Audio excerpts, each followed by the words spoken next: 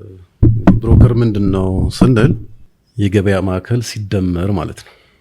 ቢያንስ በ3 ቀን ውስጥ እንዲመለስ እያደረግን ነው ያለነው። ትንሽ ለየት እናድርግ ብለን በቃ ለደንበኞችም ለቤት አልሚውም ሞርጌጅ ኢንሹራንስ ወይም ላይፍ ሞርጌጅ ኢንሹራንስ የምንለው ማለት ነው። ኩባንያ ሆነን በመቋቋማችን ሪስክ የመውሰድ አቅማችን ከፍተኛ ነው። ምክንያቱም ባንኩ ዝም ብሎ አይሰጥም፣ ወይም ደግሞ ሌላ ኮላተራል ካልያዘ ማለት ነው። ወይ የንብረት ኮላተራል ይይዛል ወይም ደግሞ ሌላ ማረጋገጫ ነገር ይይዛል። 18ቱም ጋር እንሰራለን። ነገር ግን ኢንሹራንስ ኩባንያዎች የሚሰጡት አገልግሎትም የተሳለጠ ወይም ደግሞ ደንበኛው በሚጠብቀው ልክ ባለመሆኑ ከኢንሹራንስም ራሱን ያንን ራዕይ ለማሳካት በከፍተኛ ሁኔታ እየተንቀሳቀስ እንገኛለን። ልክ አውቶማቲካሊ እንደዚህ አድርጎ ሽጉጥ ነው ያወጣው። በቃ መባ ሪል ስቴት ፖድካስት ኢዜድ ኮኔክት። ቤትዎን ባሉበት ይምረጡ። ድካምና እንግልትን ለመቀነስ መባ ሆምስ መተግበሪያ መጣላችሁ። ሁሉም በጄ ሁሉም በደጄ በሆነው መባ ሆምስ መተግበሪያ ለአፓርትመንት፣ ለሪል ስቴት፣ ለቪላ፣ ኮንዶሚኒየም ከፈለጉም ባሻዎት ቦታ ላይ መሬትና ህንፃዎችን እንዲሁም የንግድ ሱቆችንና ቢሮዎችን መጋዘንን ጨምሮ ለመከራየት ቢሉ ለማከራየት ካሻውም ለመግዛት አለያም ለመሸጥ ብዙ ሳይደክሙ በፈለጉት ቦታ ሆነው በእጅ ስልኮ ቤቶትን ከመባ ሆምስ መተግበሪያ በአማራጭ ያገኙ። መተግበሪያችንን ከፕሌይ ስቶር ወይም ከአፕ ስቶር መባ ሆምስ ብለው ያወርዱ። አድራሻችን ሰንጋተራ ፈለገ ዮርዳኖስ አዲሱ ህንፃ 5ኛ ፎቅ ላይ ወይም በ098888 6161 እንዲሁም በ0987 86 87 88 ላይ ይደውሉልን። መባ ሆምስ። ሰላም እንዴት ናችሁ? የመባ ሪል ስቴት ፖድካስት ተከታታዮች በሙሉ ሁላችሁም እንደምቆያችሁ ያለን የዛሬ እንግዶቻችን ከሆኑት የመሪ ኢንሹራንስ ብሮከር አክሲዮን ማህበር ማኔጅመንት ቲም ጋር ቆይታ የምናደርግ ይሆናል። አብራችሁን ቆዩ። እሺ፣ መሪ ኢንሹራንስ ብሮከርስ ስለመጣችሁ እጅግ አድርገን እናመሰግናለን። እስቲ ያው ሁላችሁም በየተራ ራሳችሁን ለተመልካቾች አስተዋውቁልን። እኔ ተስፋዬ መሐመድ እባላለሁ። የመሪ ኢንሹራንስ ብሮከር አክሲዮን ማህበር ማኔጂንግ ዳይሬክተር ነኝ። እኔ ስሜ ያልቅበት ደጉ ይባላል። የሰው ሀብት አስተዳደርና ጠቅላላ አገልግሎት ስራ አስኪያጅ ነኝ። ነሳሩ ጋርድ ይባላል። የመሪ ኢንሹራንስ ብሮከር አክሲዮን ማህበር የደንበኞች አገልግሎት የካሳ መምሪያና የውል ክፍል ኃላፊ ነኝ። ያው ዛሬ ስለ ኢንሹራንስ ብዙ ሰው የማያውቃቸውን ተደራሽ ለማድረግ ነው። መሪ ኢንሹራንስ ብሮከርስ ማን ነው፣ ምንድን ነው የሚለውን በደንብ የምናብራራ ይሆናል እና ብዙ ሰው ኢንሹራንስ ሲባል ግልጽ አይደለም፣ ብዙ ነገሮችን አያውቃቸውም እና እነዛ ነገሮች ውስጥ የምናብራራ ይሆናል። ወደ ጥያቄያችን እንሄዳለን።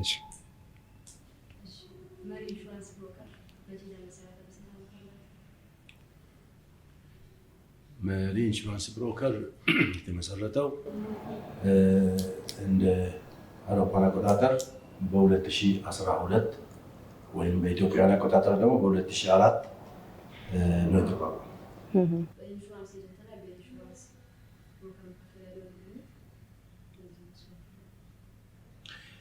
በኢንሹራንስ ብሮከር እና በኢንሹራንስ ኤጀንት መካከል ያለው ልዩነት ኢንሹራንስ ኤጀንት የሚባለው ኢንሹራንስ ኩባንያዎች ገበያ እንዲያመጡላቸው እንዲያፈላልጉላቸው አሰልጥነው በገበያ ላይ የሚያሰማሯቸው ሰዎች ናቸው። ብሮከር ደግሞ በተመለከተ ብሮከር ኤጀንት ማለት እንግዲህ ቅድም እንዳልኩት የሚያገለግለውም ለዛ ኢንሹራንስ ላሰለጠነው ኢንሹራንስ ኩባንያ ብቻ ነው። ከሌሎች ኩባንያዎች ጋር ግንኙነት የለውም። የኢንሹራንስ ብሮከርን በምንወስድበት ጊዜ ግን የኢንሹራንስ ብሮከር በአሁኑ ጊዜ በአገሪቱ ውስጥ ያሉት 18 ኢንሹራንስ ኩባንያዎች ናቸው። ከ18ቱ የኢንሹራንስ ኩባንያዎች ጋር እንዲሰራ ተደርጎ ከኢትዮጵያ ብሔራዊ ባንክ ላይሰንስ ወይም የስራ ፍቃድ የሚሰጠው ነው። ቋቋም የህግ ማዕቀፉስ የኢንሹራንስ አክሲዮን ማህበሩ ሲቋቋም የህግ ማዕቀፉ ያው ይህንን ፍቃድ እንዲሰጥ በሀገሪቱ ህግ የተወሰነው የብሔራዊ ባንክ ነው፣ ኢትዮጵያ ብሔራዊ ባንክ ነው። የኢትዮጵያ ብሔራዊ ባንክ ይህንን የብሮከር ፈቃድ ሲሰጥ መጀመሪያ ያ የሚሰጠው ሰው በቂ የሆነ ሙያ አለ ወይ፣ ክህሎቱ አለ ወይ፣ የትምህርት ዝግጅቱ አለ ወይ የሚሉትን በሙሉ ካጣራ በኋላ ለዚህ ስራ ፊት ያደርጋል ብሎ ካረጋገጠ ከመረመረና ካረጋገጠ በኋላ የብሮከር ስራ ሰርቲፊኬት ወይም ፈቃድ ይሰጣል። በዚህ መሰረት መሪ ኢንሹራንስ ብሮከር ይህን ሁሉ ካሟላ በኋላ በብሔራዊ ባንክ መስፈርት የሚያስፈልገውን ሰነዶች ካሟላ በኋላ ያው እንዳልኳችሁ በ2012 ይሄ የብሮከርነት የስራ ፈቃድ ተሰጥቶናል። እዚህ ላይ ማለት የፍቃዱ ሰጪው አካል ብሔራዊ ባንክ ነው ወይስ ደግሞ ህግ ማዕቀፎችን መከታተል ነው የብሔራዊ ባንክ ሂደት ወይስ እንዴት ነው? ብሔራዊ ባንክ ልክ ለባንኮችንና ኢንሹራንሶችን እንደሚቆጣጠር ሁሉ ይሄም የዚህ አንድ ፋይናንሻል ሴክተር አካል ስለሆነ ብሮከርነት ማለት ከኢንሹራንስ ጋር ስለሚሰራ ብሔራዊ ባንክ ነው ላይሰንስ የሚሰጠው፣ ሌላ አካል አይደለም። ከንግድ ሚኒስቴር ንግድ ፈቃድ፣ ንግድ ምዝገባ ይመዘገብና ላይሰንሱ ግን በብሔራዊ ባንክ ነው የሚሰጠው። ስለዚህ ከንግድ ሚኒስቴር ንግድ መዝገባ ወስደን ላይሰንሱን ደግሞ የዚህ ሙያ ፈቃድ ከብሔራዊ ባንክ ነው የተሰጠ። ስለዚህ ሌሎች አንዳንድ ህጎችም የሚወጡት ያው በብሔራዊ ባንክ ነው ክትትሉ የሚወስደው። መመሪያዎች፣ አሰራሮች በብሔራዊ ባንክ ይሰጥና ቁጥጥሩም የዛኑ ያህል በብሔራዊ ባንክ ነው ቁጥጥር የሚደረገው። አይ ጥሩ። እሺ ሌላው ምንድነው የኩባንያው ራዕዩ፣ ተልዕኮ እና ለደንበኞች የሚሰጡት ዋና ዋና አገልግሎቶች ውስጥ ምን ምንድን ናቸው? እስቲ እነዚህ እሺ ራዕዩን ዘርዘር አድርጌ ከማቅረቤ በፊት እንግዲህ ቅድም እንዴት ተመሰረተ የሚለውን ነገር አቶ ተስፋዬ መልሶታል። የተመሰረተው በሙያው ከፍተኛ ልምድና ብቃት ባላቸው ሙያተኞች ነው። የኢንሹራንስ ሙያተኞች ኢንሹራንስ ውስጥ ብዙ ጊዜ ሰርቪስ የሰጡ ኢን ኤንድ አውት ሁሉንም ነገር አጠናቀው ተጠያቂ ሊሆኑ የሚችሉ ባለሙያዎች የመሰረቱት ነው። ሲመሰረቱትም ራዕይ አላቸው። ይህን ድርጅት ሲመሰረቱት ያስቀመጡት ራዕይ ምንድን ነው? በምስራቅ አፍሪካ ተመራጭነት፣ ተፈላጊነት ያለው የኢንሹራንስ ብሮከር መመስረት ነው። እንግዲህ ይህን ስንል ሰፋ ይላል ራዕዩ። ውስን አላደረግነውም። በሀገር ውስጥ አላልነውም፣ በዚህ አካባቢ አላልነውም። በምስራቅ አፍሪካ ተመራጭነት ያለው የኢንሹራንስ ብሮከር መፍጠር ነው። በዛ መሰረት ያው ያንን ራዕይ ለማሳካት በከፍተኛ ሁኔታ እየተንቀሳቀስ እንገኛለን።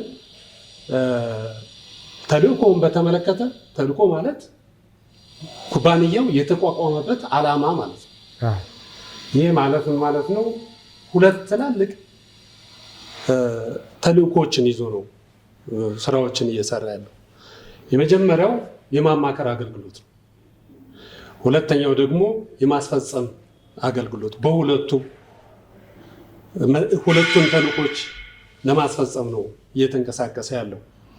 የማማከር አገልግሎት እንደሚታወቀው ማንኛውም ሴክተር ወይም ትላልቅ ድርጅቶች የራሳቸው የሆነ አማካሪ አላቸው። አማካሪ ማለት ነገሮች በአግባቡ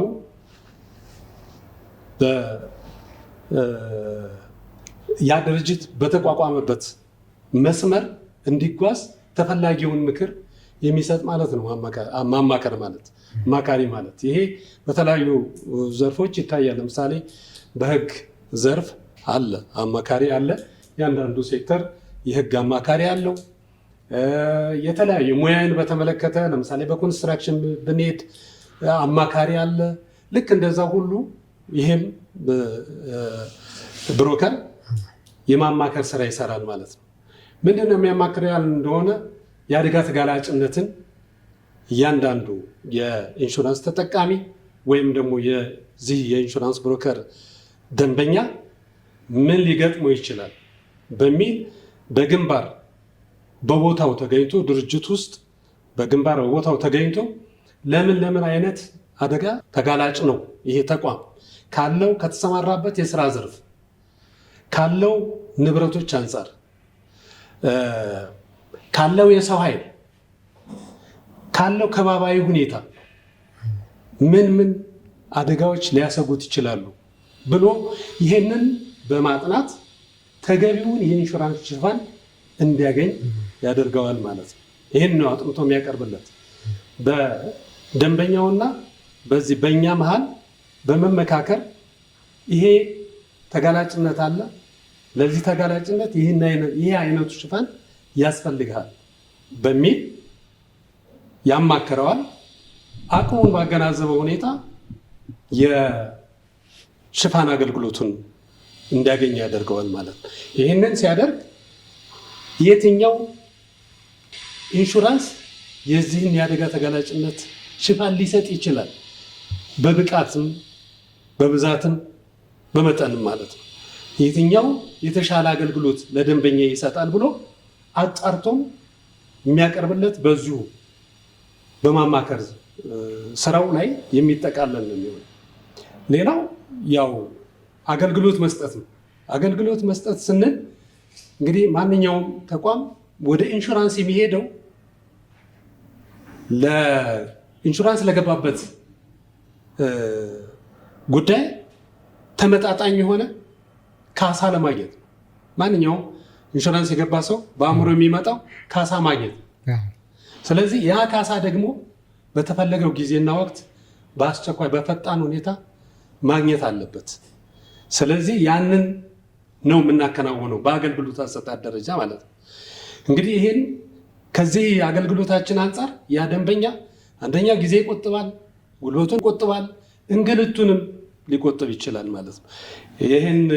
ይህን ጉዳይ ብሮከር የማይዘለት ከሆነ ወይም ብሮከር ከሌለው ይሄ ድርጅት ወዴት ነው የሚሄደው? የፍርድ ቤት መጓተት ነው የሚገጥመው።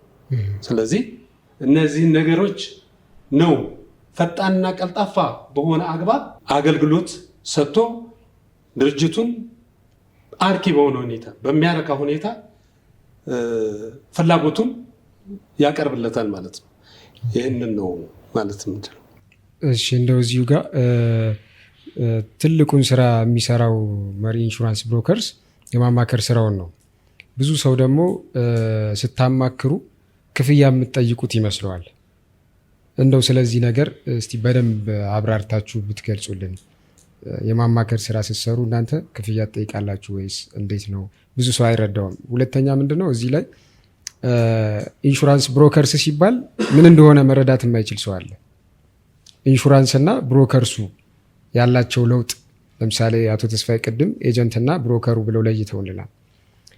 ኢንሹራንሱና ብሮከርሱ የሚሰሩበት አካሄድና ስትሰሩ ስታማክሩን እናንተ ከሰው ብር ትጠይቃላችሁ፣ ታስከፍላላችሁ። ይሄ ነገር ለሰው በደንብ አዌርነስ ቢፈጥርና እንዳልከው ጉልበቱን፣ ታይሙን፣ ገንዘቡን ያለውን ነገሮች ይቆጥባል ስላልከን እነዚህ ነገሮች ግልጽ ቢሆኑ ደግሞ ሰዎች ቀጥታ ኢንሹራንስ ከመሄድ ወደ ብሮከርስ የመምጣት እድሉ ሰፊ ስለሚሆን ብዬ ስለማምን ማለት ነው።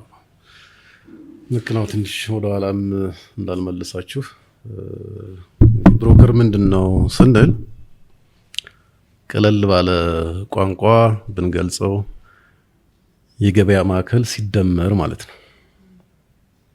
የገበያ ማዕከል ማለት የተለያዩ ፍላጎታችንን አንድ ቦታ ላይ የምናገኝበት ነው። ስለዚህ ብሮከርም እንደዛ ነው።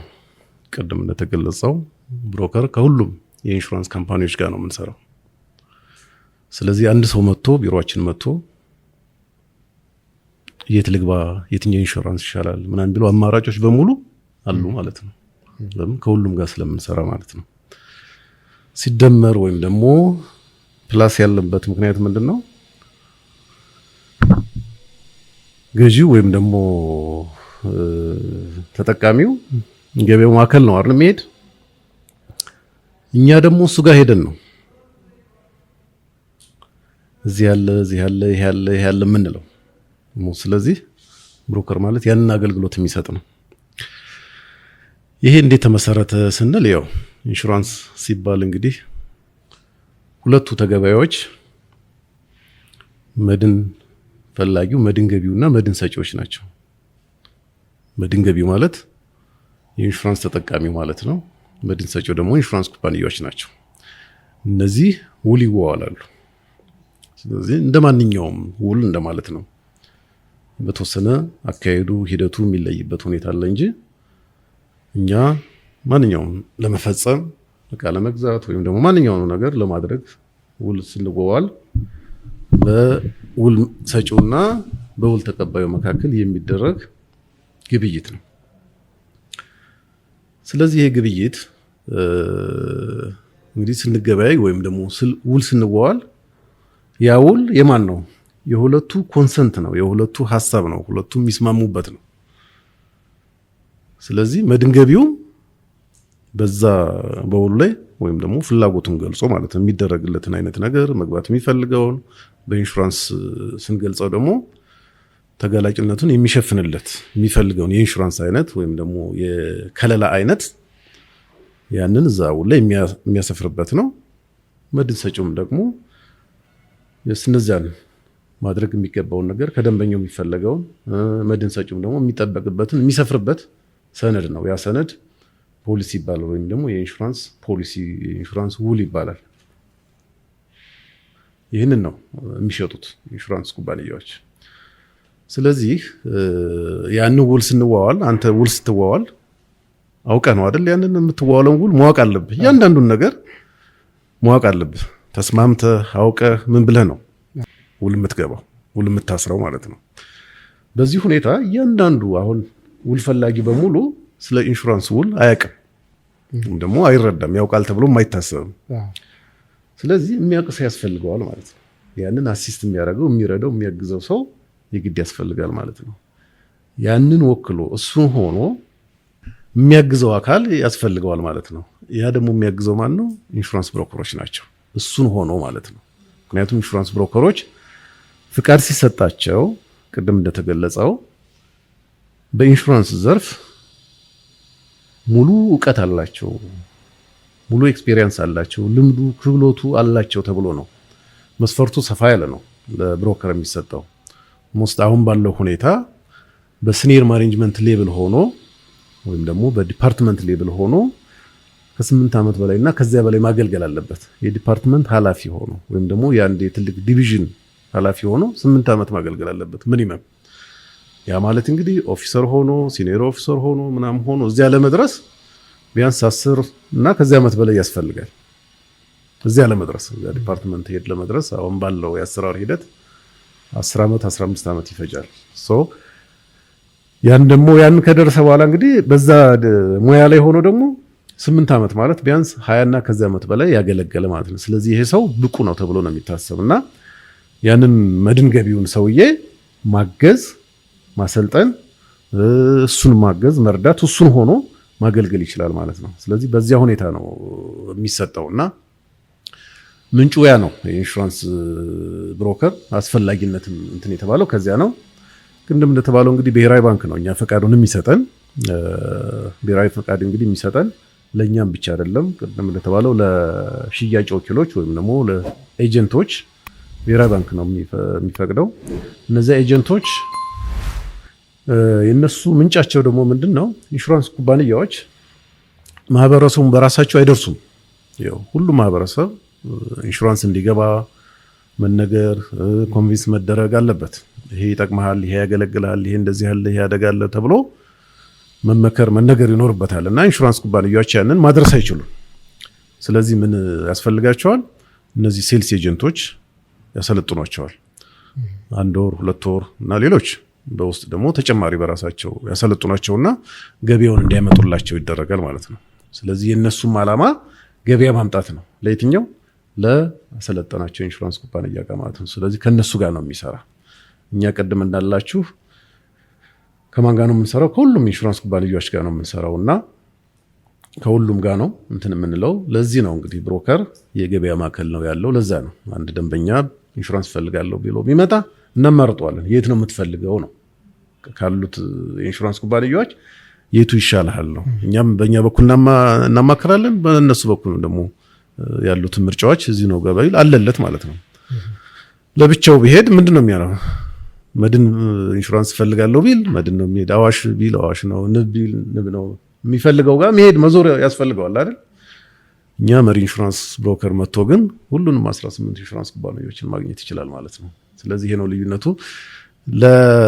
ይሄን አገልግሎት እንግዲህ ስንሰጥ ለደንበኞች እኛ የምናስከፍለው ክፍያ የለም አሁን ባለው ሁኔታ ማለት ነው። እንግዲህ በሌላው ዓለም ላይ እንግዲህ አንድ ግለሰብ አንድ ሰው ኢንሹራንስ ማነው አገልግሎት እስካገኘ ድረስ የአገልግሎት ክፍያ ይጠየቃል፣ ይከፍላል። አሁንም አንዳንዶች ይከብዳቸዋል እንደ አገልግለን ምናምን ብለን እናንተ ክፍያ ምንድነው የሚሉንም አሉ። ያንን እንግዲህ ያው እስካሁን ባለው እንትን ደንበኞች የሚከፍሉበት ሁኔታ የለም። ይሄ ለምንድን ነው የሆነው? እንግዲህ ኢንሹራንስ ኢንዱስትሪው በኢትዮጵያ የተስፋፋ አይደለም፣ ያው ሁሉም ተጠቃሚ አይደለም ተብሎ ነው የሚታሰብ። ወይ ደግሞ ሁሉም ሳይሆን አብዛኛው ንብረትም ያለው ወይም ደግሞ ለሪስክ ተጋላጭም የሆኑት ሀብትም ኖሯቸው ለሪስክ ተጋላጭም ሆኖ ኢንሹራንስ ተጠቃሚ አይደለም የኢትዮጵያ ማህበረሰብ። ስለዚህ ምንድነው የሚሆነው? እኛ ብሮከርስ ወይም ሴልሶች ኤጀንቶች ይሄዳሉ፣ ይሄን አገልግሎት እንዲያገኙ እንገፋፋቸዋለን፣ እናሳምናቸዋለን፣ እንመክራቸዋለን። ከመምከርም አልፎ ደግሞ አደጋ በደረሰ ጊዜ ጉዳያቸውን እንከታተላለን፣ እናስፈጽማለን። እንግዲህ ሙሉ አገልግሎት ነው የሚያገኙት። በተለይ በኢንሹራንስ ብሮከር በኩል ከማማከር ጀምሮ የካሳ ክፍያቸውን እስከ ማስፈጸም ድረስ ሙሉ ክትትሉን እናደርግላቸዋለን። ይሄ ሲሆን ክፍያ አይከፍሉም። ቅድም እንዳልኳችሁ ገና ስለሆነ አሁን ይሄን ጎትጉተን ጥረን ገፋፍተን ያመጣነውን ደንበኛ እና ደግሞ ለኮሚሽን ክፈል ቢባል ምን ማለት ነው? ማሸሽ ነው የሚሆነው። ስለዚህ አሁን ባለው ሁኔታ ኢንሹራንስ ኩባንያዎች ናቸው ለኛ የሚከፍሉ። ይሄ እንግዲህ አንደኛው አስፔክት ነው ይሄ። ሁለተኛው አስፔክት ኢንሹራንስ ኩባንያዎች የሚከፍሉንም እነሱ የግዴታ ክፈሉ ስለተባሉም አይደለም። የኛ አገልግሎት ለሁሉም ነው፣ ለሁለቱም ነው፣ ለመድን ገቢውም ለመድን ሰጪውም ማለት ነው። ቅድም እንዳለው እኛ አንድ ደንበኛ ለማግኘት መክረን ዘክረን ነው ደጋግመን በሩን አንኳኩተን ነው ኢንሹራንስ የሚገባ። ይህንን ነው እኛ ለኢንሹራንስ ኩባንያዎች የምንሰራላቸው። ለዚህ ስንት ወጪ ያወጣሉ? እነሱ ቢሆኑ ከፍተኛ ወጪ ነው የሚያወጡት። አንደኛ አይደርሱትም። እኔ የማገኘውን ደንበኛ እኔ የሚሄድበትን ደንበኛ እነሱ ይሄዳሉ ማለት አይደለም። አንድ ያገኟቸውም ወይም የአክሰሲቢሊቲ ሊሚቴሽን ስላለ አንድ እሱ ነው። ሁለተኛ ደግሞ ያው አንድ ደንበኛ ለማምጣት ምን ለማለት ብዙ ወጪ አለው። ያን ወጪ ሸፍነንላቸው ነው የምናመጣላቸው። ለዚህ ይከፍላሉ። ሁለተኛ እንግዲህ የሁላችንም አገልግሎት ወይም ደግሞ የመድን ሰጪውም አልቲሜት ጎሉ ምንድነው? ወይም ደግሞ የመጨረሻው ግብ ጥሩ ሰርቪስ ሰጥቶ ደንበኛውን ማርካት ነው አይደል? ደንበኛውን ሲያረካ ነው ያ ደንበኛ አብሮ የቢዝነስ ሪሌሽንሺፑ የሚቀጥለው ወይም ደግሞ የስራ ግንኙነታቸው የሚቀጥለው የሚያድገው ጥሩ ሰርቪስ ሲያገኝ ነው። የሚቀጥለው እንደዛ የሚሰፋውም እንደዛ ነው። እና ያንን አገልግሎት እኛ ደንበኛው ወክለን እስከሆነ ድረስ የምንሰራ ያንን ደግሞ ለደንበኛው ከሰጠነው ምን ሆነ? ከኢንሹራንስ ኩባንያዎች የሚያገኙት ደንበኞች የሚያገኙት አገልግሎት ይሳለጣል ማለት ነው። ስለዚህ ያላቸው የስራ ግንኙነት ይጠነክራል ማለት ነው። ለዛ ስለሚከፍሉን ደንበኛው አሁን የሚከፍልበት ሁኔታ የለም። ስለዚህ ምንም እንትን የሚሉት የለም፣ በነፃ ማለት ነው አሁን ይሄን ሰርቪስ የሚያገኙት። አሁን እስካለው እንግዲህ ወደፊት ያው እንደሌላው ዓለም የራሳቸውን መዋጮ ያዋጡ ይሆናል። ወይም ደግሞ እኛም አሁን በየበራቸው በየእንትናቸው አንኳኩተን ሳይሆን እነሱም የሚመጡበት ሁኔታ አለና ይሄ እንግዲህ ምናልባት ለምን ተፈጠረ ለምን እንደዚህ ያልሆነ የሚለውን ወደ ኋላ የምናየው ይሆናል። ስለዚህ ይሄ አሁን ለምሳሌ እያገለገላችሁት ያሉት በነፃ ነው። ነገር ግን ይሄ ደግሞ አገልግሎት ያለው ኢትዮጵያ ውስጥ ብቻ ነው ማለት ነው። በሌሎች ሀገር ውስጥ ለኢንሹራንስ ብሮከሩ ይከፈላል አለ? አዎ። ምንድነው ቅድም እንዳልኩህ አንዱ ምክንያት ያው እንደዚህ በጉትጎታ በእንትን የመጣውን ደንበኛ ደግሞ ለኮሚሽን እንደዚህ ክፈል ምናምን ብንለው መግፋት ማሸሽ ይሆናል በሚል እሳቤ ነው። ሌላው ዓለም ላይ ያው ሁለቱም ነው። የሚከፍለው። በቃ ኢንሹራንስ ኩባንያውም የራሱም ጥቅም ስለሚያገኝ እንዳልኩ ሁለቱም ተጠቃሚዎች ናቸው። ስለዚህ ሁለቱም እንደየድርሻቸው እንደየእንትናቸው ይከፍላሉ። አሁን በእኛ ባለው እንትን የኢንሹራንስ ማህበር ባወጣው የኮሚሽን ሬት ክፍያ ይፈጸማል ለኢንሹራንስ ብሮከሮች ማለት ነው። ስለዚህ ደንበኞች መክፈል ሳይጠበቅባቸው እኛ ከኢንሹራንስ ኩባንያዎች እናገኛለን ማለት ነው። ጥሩ ይቻላል። እንግዲህ ኢንሹራንስ ብሮከር ሌላ አገር ኢንሹራንስ የማይገባለት ምንም ነገር የለም። ከሰው ጀምሮ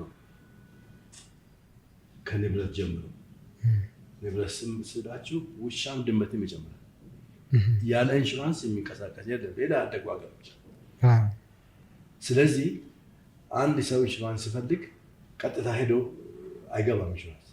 እንደውም ብሮከርን ይዘህ ና ነው የሚሉት። ምክንያቱም ብሮከር ማለት ይህንን ኢንሹራንስ መግባት የሚፈልገውን ሰውዬ ስለ ኢንሹራንስ ግንዛቤ ያስጨብጠዋል። እኛ የምንሰጠውን አገልግሎት ይላል ኩባንያው፣ እኛ የምንሰጠውን አገልግሎት ለደንበኛ በትክክል ሊያስረዳ ይችላል ተብሎ ስለሚታሰብ ብሮከርን ይዘና ነው የሚለው። ስለዚህ ታውቋል፣ በቃ ብሮከር ነው። ኢቭን ክፍያ ካሳ የሚከፍለው ብሮከር ነው። እስከተወሰነ ድረስ ብሮከር ይከፍላል። ለምሳሌ አንድ ቤት ላይ ጉዳት ሲደርስ ቀጥታ ሄዶ የሚያየው የኢንሹራንስ መሀንዲስ አይደለም፣ የብሮከሮች መሀንዲስ ነው። ካደጉት ሀገሮች የብሮከሮች መሀንዲሶች ሄደው ያን የተጎዳውን ቤት አይተው በራሳቸው ሊሚት ውስጥ ከሆነ ወዲያው ለደንበኛው ከፍለው የከፈሉትን ከኢንሹራንስ ኩባንያ ያስመልሳሉ። እስከዛ ድረስ አድገዋል ሌላ ሀገር። እኛ ጋር ግን ያ ኢንፋንት ነው። እንግዲህ ገና ምን ታውቃላችሁ፣ የእኛ ማህበረሰብ ገና ስለ ኢንሹራንስ ብዙ ግንዛቤ የለውም። ስለዚህ እኛ አንዱ ብሔራዊ ባንክ አንዱን እኛ ያቋቋመበት ምክንያት አንዱ ለህዝቡ ግንዛቤ እንድንሰጥ ለኢንሹራንስ። በአሁኑ ጊዜ ደግሞ አዝማሚያው ወይም እየሄደችበት ያለችው ሀገራችን ይህን ኢንሹራንስ ኢንዱስትሪ በማስፋት ሰዎች ሁሉ ገበሬዎች፣ ነጋዴዎች ያላቸው ሁሉ ማህበራት በኢንሹራንስ እንዲሸፈኑ። ይሄ የሚደረገው ለምንድን ነው? ግለሰቦች፣ ድርጅቶች የኢንሹራንስ ሽፋን ያገኙ እንጂ ንብረቶች በግለሰብ እጅ ሲሆኑ በድርጅት እጅ ቢሆኑ በአጠቃላይ ግን የሀገር ሀብት ነው። የሀገር ሀብት ደግሞ ከሆነ ፕሮቴክትድ ወይም ከለላ ማግኘት አለባቸው።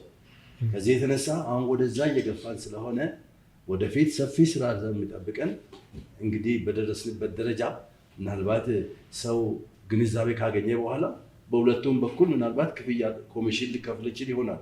ለጊዜው ግን ኮሚሽን የሚከፍለው ስለአገኘው ደንበኛ ኢንሹራንስ ኩባንያ ብቻ እንዲሆን ተወስኖ በዛ መሰረት ከኢንሹራንስ ኩባንያ ብቻ ስለምናገኝ ደንበኛው ምንም አናስከፍል። ስለዚህ በጣም ጥሩ አጋጣሚ ነው እንደው እዚሁ ላይ እንትን ለማለት አሁን ብዙ ጊዜ ኢንሹራንስ ሲባል የሰው አእምሮ ውስጥ የሚመጣው መኪና። እኔ ብዙ ሰውም ባየሁት አዌርነስ ላይ በደንብ አልተሰራም ብዬ አስባለሁ። በቃ ሰው መኪና ሲገዛ ኢንሹራንስ ይላል፣ ወይም ደግሞ እንዳላችሁት በየድርጅቱ በር እየተንኳኳ እንዲገቡ የሚደረግበት ሂደት ሲኖር ድርጅቶች የሚገቡበት ሁኔታዎች ይኖራል። ከዛ ውጭ ግን አዌርነሱ በደንብ አልተሰራም ብዬ አምናለሁ። እና እንደ ሀገራችን ኢንሹራንስ ብለን ስናስብ ምን አይነት ኢንሹራንሶች አሉ የሚለውን እስቲ እናንሳቸውና ከዛ በእነሱ ስር ስላሉት ነገሮች ደግሞ ብናወራ። ለምሳሌ አሁን ብዙ ሰው እንዳልኳቸው የመኪና ኢንሹራንስ አለ፣ ሌሎቹ የተለያዩ ነገሮችን እናገኛለን ብዬ አስባለሁኝ። እና እስቲ እነሱን ብትገልጹልን። ይሄ ምንድን ነው እንግዲህ ኢንሹራንስ ማን ነው የሚያስፈልገው፣ ምን አይነት ኢንሹራንስ ነው የሚያስፈልገው የሚለው እንትን እንቅስቃሴ እስካለ ድረስ ስራ እስካለ ድረስ የስራ ሰዓት እስካለ ድረስ በማንኛውም ሰዓት ሪስክ አለ ወይም ደግሞ ያልታሰበ ድንገተኛ አደጋ አለ ማለት ነው። ስለዚህ ያን ድንገተኛ አደጋ ማን ነው ለዚህ የሚጋለጥ ብትል ማንኛውም ሰው ተጋላጭ ነው ለዚህ። እኔ አሁን ከቤት ወጥቼ ሆነ ቦታ ላይ እሄዳለሁ ብል አስባለሁ መንገዴን በዚህ ሄጄ እንደዚህ አድርጌ ምናምን እላለሁ አይደል? እንደው የታክሲ ችግር ከሆነ እንደው የት ነው ታክሲ የማገኘው ምናምን እላለሁኝ፣ አስባለሁ። መድረሻ ያን ነው ማስብ። እዚህ ከተነሳውበት ቦታ እስከምደርስ ግን ስንት አለ? ብዙ ኢቨንቶች አሉ በቃ ማላስባቸው ማለት ነው ወይም ደግሞ ኤክስፔክት ማላረጋቸው ማለት ነው። ያ እንግዲህ ሪስክ ማለት ያ ነው የማይታሰብ ክስተት ማለት ነው። የማይታሰብ ክስተት ሲባል እንግዲህ ሁለት አይነት ነው። ያላሰብኩት ነገር ሲሆን ውጤቱ መጥፎ ሊሆን ይችላል፣ አዎንታዊ ሊሆን ይችላል፣ ወይም ደግሞ አሉታዊ ሊሆን ይችላል። ቅድም እንዳልኩ አሁን ከቤቴ እዚህ ቦታ ደርሳለሁ ብዬ ሲጨነቅ በቃ የታክሲው ምኑ ሰልፉ ምኑ እንትን ይለኛል አይደል? ልክ ከቤቴ እንደወጣው በቃ ማውቀው ጓደኛ ክላክስ አድርጎ ይጠራኛል። ወዴት ነህ? እንዴ ወደዚህ እኮ ነው። እንዴ ጥሩ አጋጣሚ ነው ምናምን ብዬ ከሱ ጋር ያደርሳለሁ ማለት ነው። ይሄ ያልጠበቅኩት አንድ ክስተት ነው ይሄኛው። ወደ ኢንሹራንስ ፐርስፔክቲቭ ደግሞ ስታመጣው ደግሞ መጥፎ እንትኑ ያመዝናል። ያልታሰበ ነገር ያው የኢንሹራንስ መርህ ምንድነው? መጥፎውን ነገር ወደ ነበረ መመለስ ነው። ስለዚህ አብዛኛውን ሪስክ ሲባል አሉታዊ ክስተቱ ነው የሚታሰበው ወይም ደግሞ በኢንሹራንስ እንትን ውጤቱ ወይ ዜሮ ነው የሚሆነው ወይ ኔጌቲቭ ነው የሚሆነው። ስለዚህ በዚያ ነው እና ይሄ ክስተት የማያጋጥመው ማህበረሰብ የማያጋጥመው ሰው የለም። ይሄ በግለሰብ ደረጃ ስትሄድ ነው። በቢዝነስ ዓለም ወይም ደግሞ በንግድ ወይም ደግሞ በስራ ዓለም ደግሞ ስትሄድ ደግሞ አንድ ስራ ወይም ድርጅት ሲቋቋም ቪዥን አለው፣ ሚሽን አለው፣ ጎል አለው እና በየጊዜው ስትራቴጂ እቅድ ይወጣል። ያ እቅድ ሁሉ ነገር አልጋ ባልጋ ይሆናል ማለት አይደለም። ከዚያ ለመድረስ ብዙ ነገሮች አሉ፣ ብዙ ሂደቶች አሉ። አሁን እሱ ሰዎችን ግለሰቦችን ብቻ አይደለም፣ አብሮ ምን አለ፣ ንብረት አለ፣ እንቅስቃሴ አለ፣ ሂደት አለ እና በዚህ መሀል የሚያጋጥሙ ብዙ ነገሮች አሉ። ስለዚህ እነዚህን በኢንሹራንስ ኮንሰፕት ወይም ደግሞ በኢንሹራንስ ሀሳብ ጠቅለል ብለው አሁን ይሄ ቢዝነስ ወይ ይሄ ድርጅት ምን ያጋጥመዋል? ለንብረቱ የንብረት ኢንሹራንስ አለ፣ ለሰራተኞቹ ደግሞ የሰራተኛ ኢንሹራንስ አለ፣ ፐርሰን ኢንሹራንስ የምንለው ማለት ነው። ሌላ ደግሞ በስራ እንቅስቃሴ ላይ ደግሞ ምን አለ? እኛ በስራ እየሰራን እያለ ምን ያጋጥመናል? በሌላ ንብረት ላይ በሌላ ሰው ላይ የምናደርሰው ነገር ይኖራል፣ ተጠያቂነት አለ።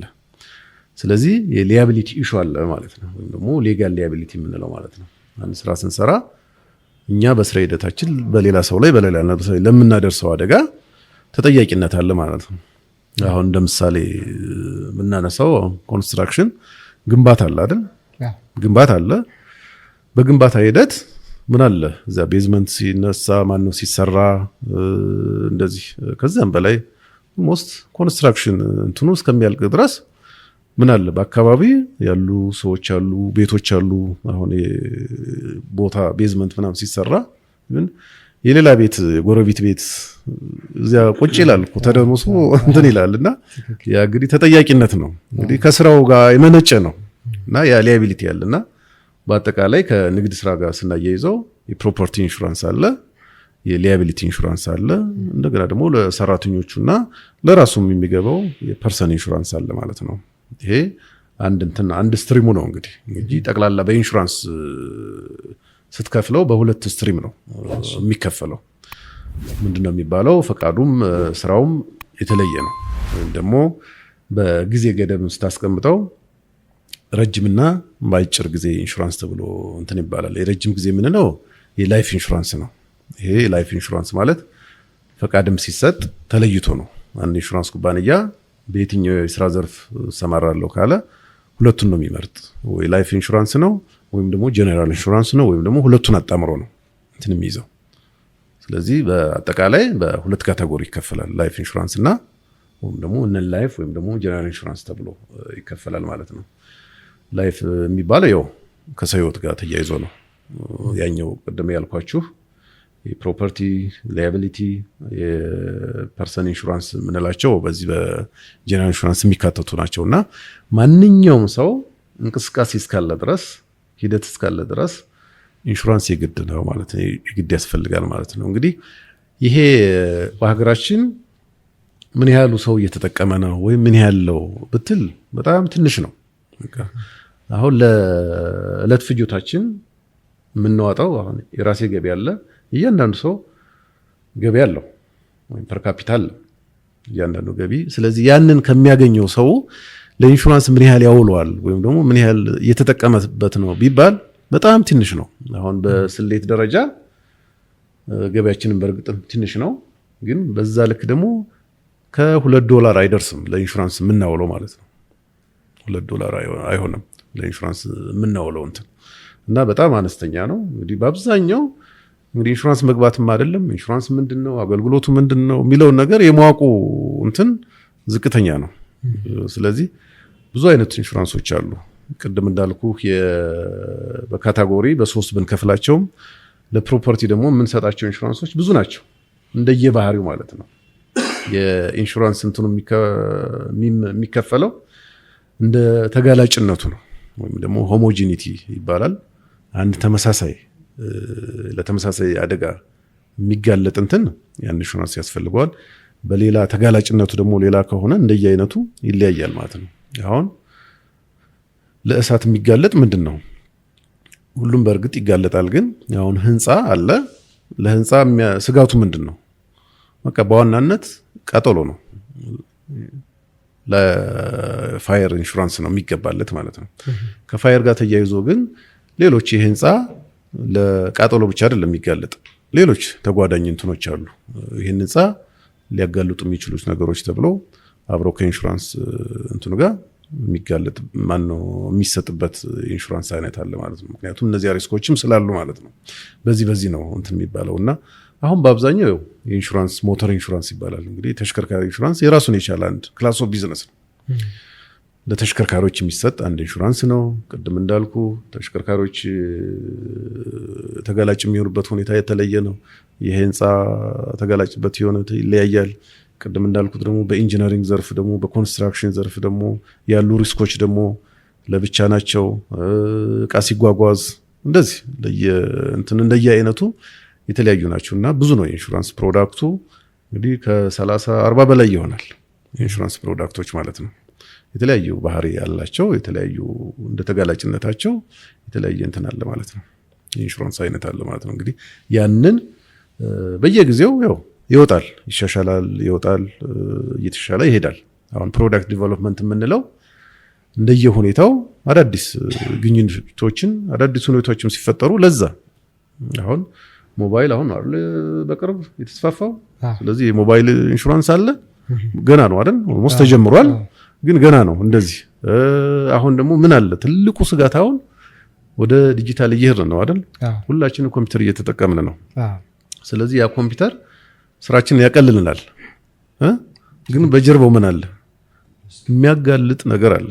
በቃ አንተ የሆነ ነገር ይጠቅመኛል ያልከው ነገር ወይም ደግሞ በዛ አጠቀምበታለሁ ስትል ወይም ደግሞ የሆነም ስራም ደግሞ ይሄ ይጠቅመኛል ስትል ምን አለ? በጀርባው ስጋት አለ። ስለዚህ ያ ስጋት አብሮ መታሰብ አለበት። ስራ ሲታሰብ የሆነ ነገር ይሄ ጥሩ ነው ስትል አብሮ ስጋት አለ ማለት ነው። እንግዲህ ይሄ ብቻ አይደለም። አሁን መድኃኒት ሰጥተሃል አይደል?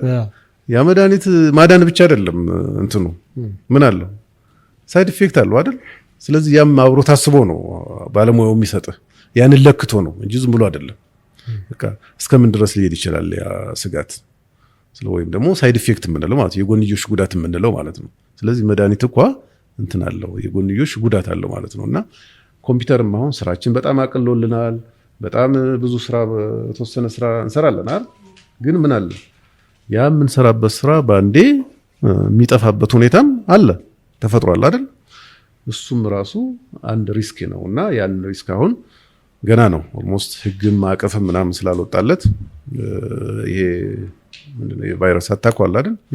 እሱ ገና ነው ኦልሞስት ፕሮዳክትም የኢንሹራንስ ፖሊሲም ህግም አይ ቲንክ ገና እንትን እየተባለ ነው እየጸደቀ ነውና ለዚያ መከላከያም ራሱ እንግዲህ ፕሮዳክት ዲቨሎፕመንት የምንለው ይሄንን ተያይዞ ነው ይሄን ሁኔታዎችን ተከትሎ የሚመጣ ነው ማለት ነው። ስለዚህ እያንዳንዱ ሁኔታ ለዛ ግብዓት እስካለው ድረስ ወይም ጥቅም እስካለው ድረስ ደግሞ ጉዳትም ስለሚኖረው ለዛ ደግሞ እንትን መኖር አለበት መከላከያ ፕሮቴክሽን ያስፈልገዋል። ያ ደግሞ ወደ ኢንሹራንስ ነው መተላለፍ ያለበት።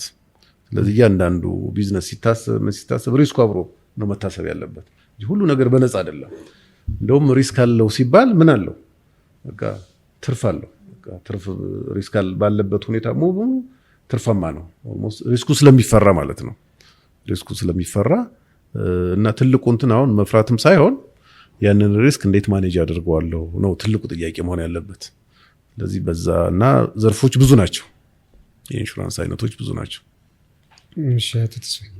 ጨምርበት ያው አቶ ሀሳቡ እንደተናገረው ፕሮፐርቲ ስንል ፋየር አለ ብዙ ጊዜ የሚታወቁት እና ሞተር አለ።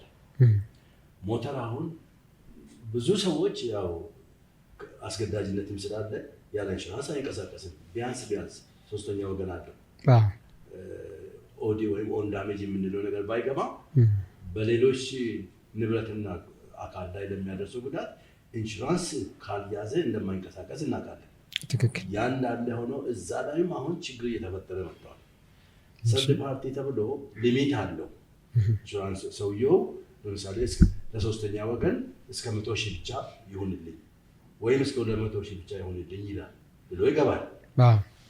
አሁን ይህን ጊዜ ሁኔታዎችን እናያለን። በአሁኑ ጊዜ መንገድ ላይ የሚንቀሳቀሱት መኪኖች 40 ሚሊዮን እና 50 ሚሊዮን ናቸው በብዛት። አንዱ የኔ አይነት ቶዮታ ሄዶ ይህንን አይነት መኪና ቢገጭ ስፖኪዮ ብቻ ወደ 400,000 ብር የሚሸጥ ይባላል። ሰውየው ለ100,000 ነው የገባው።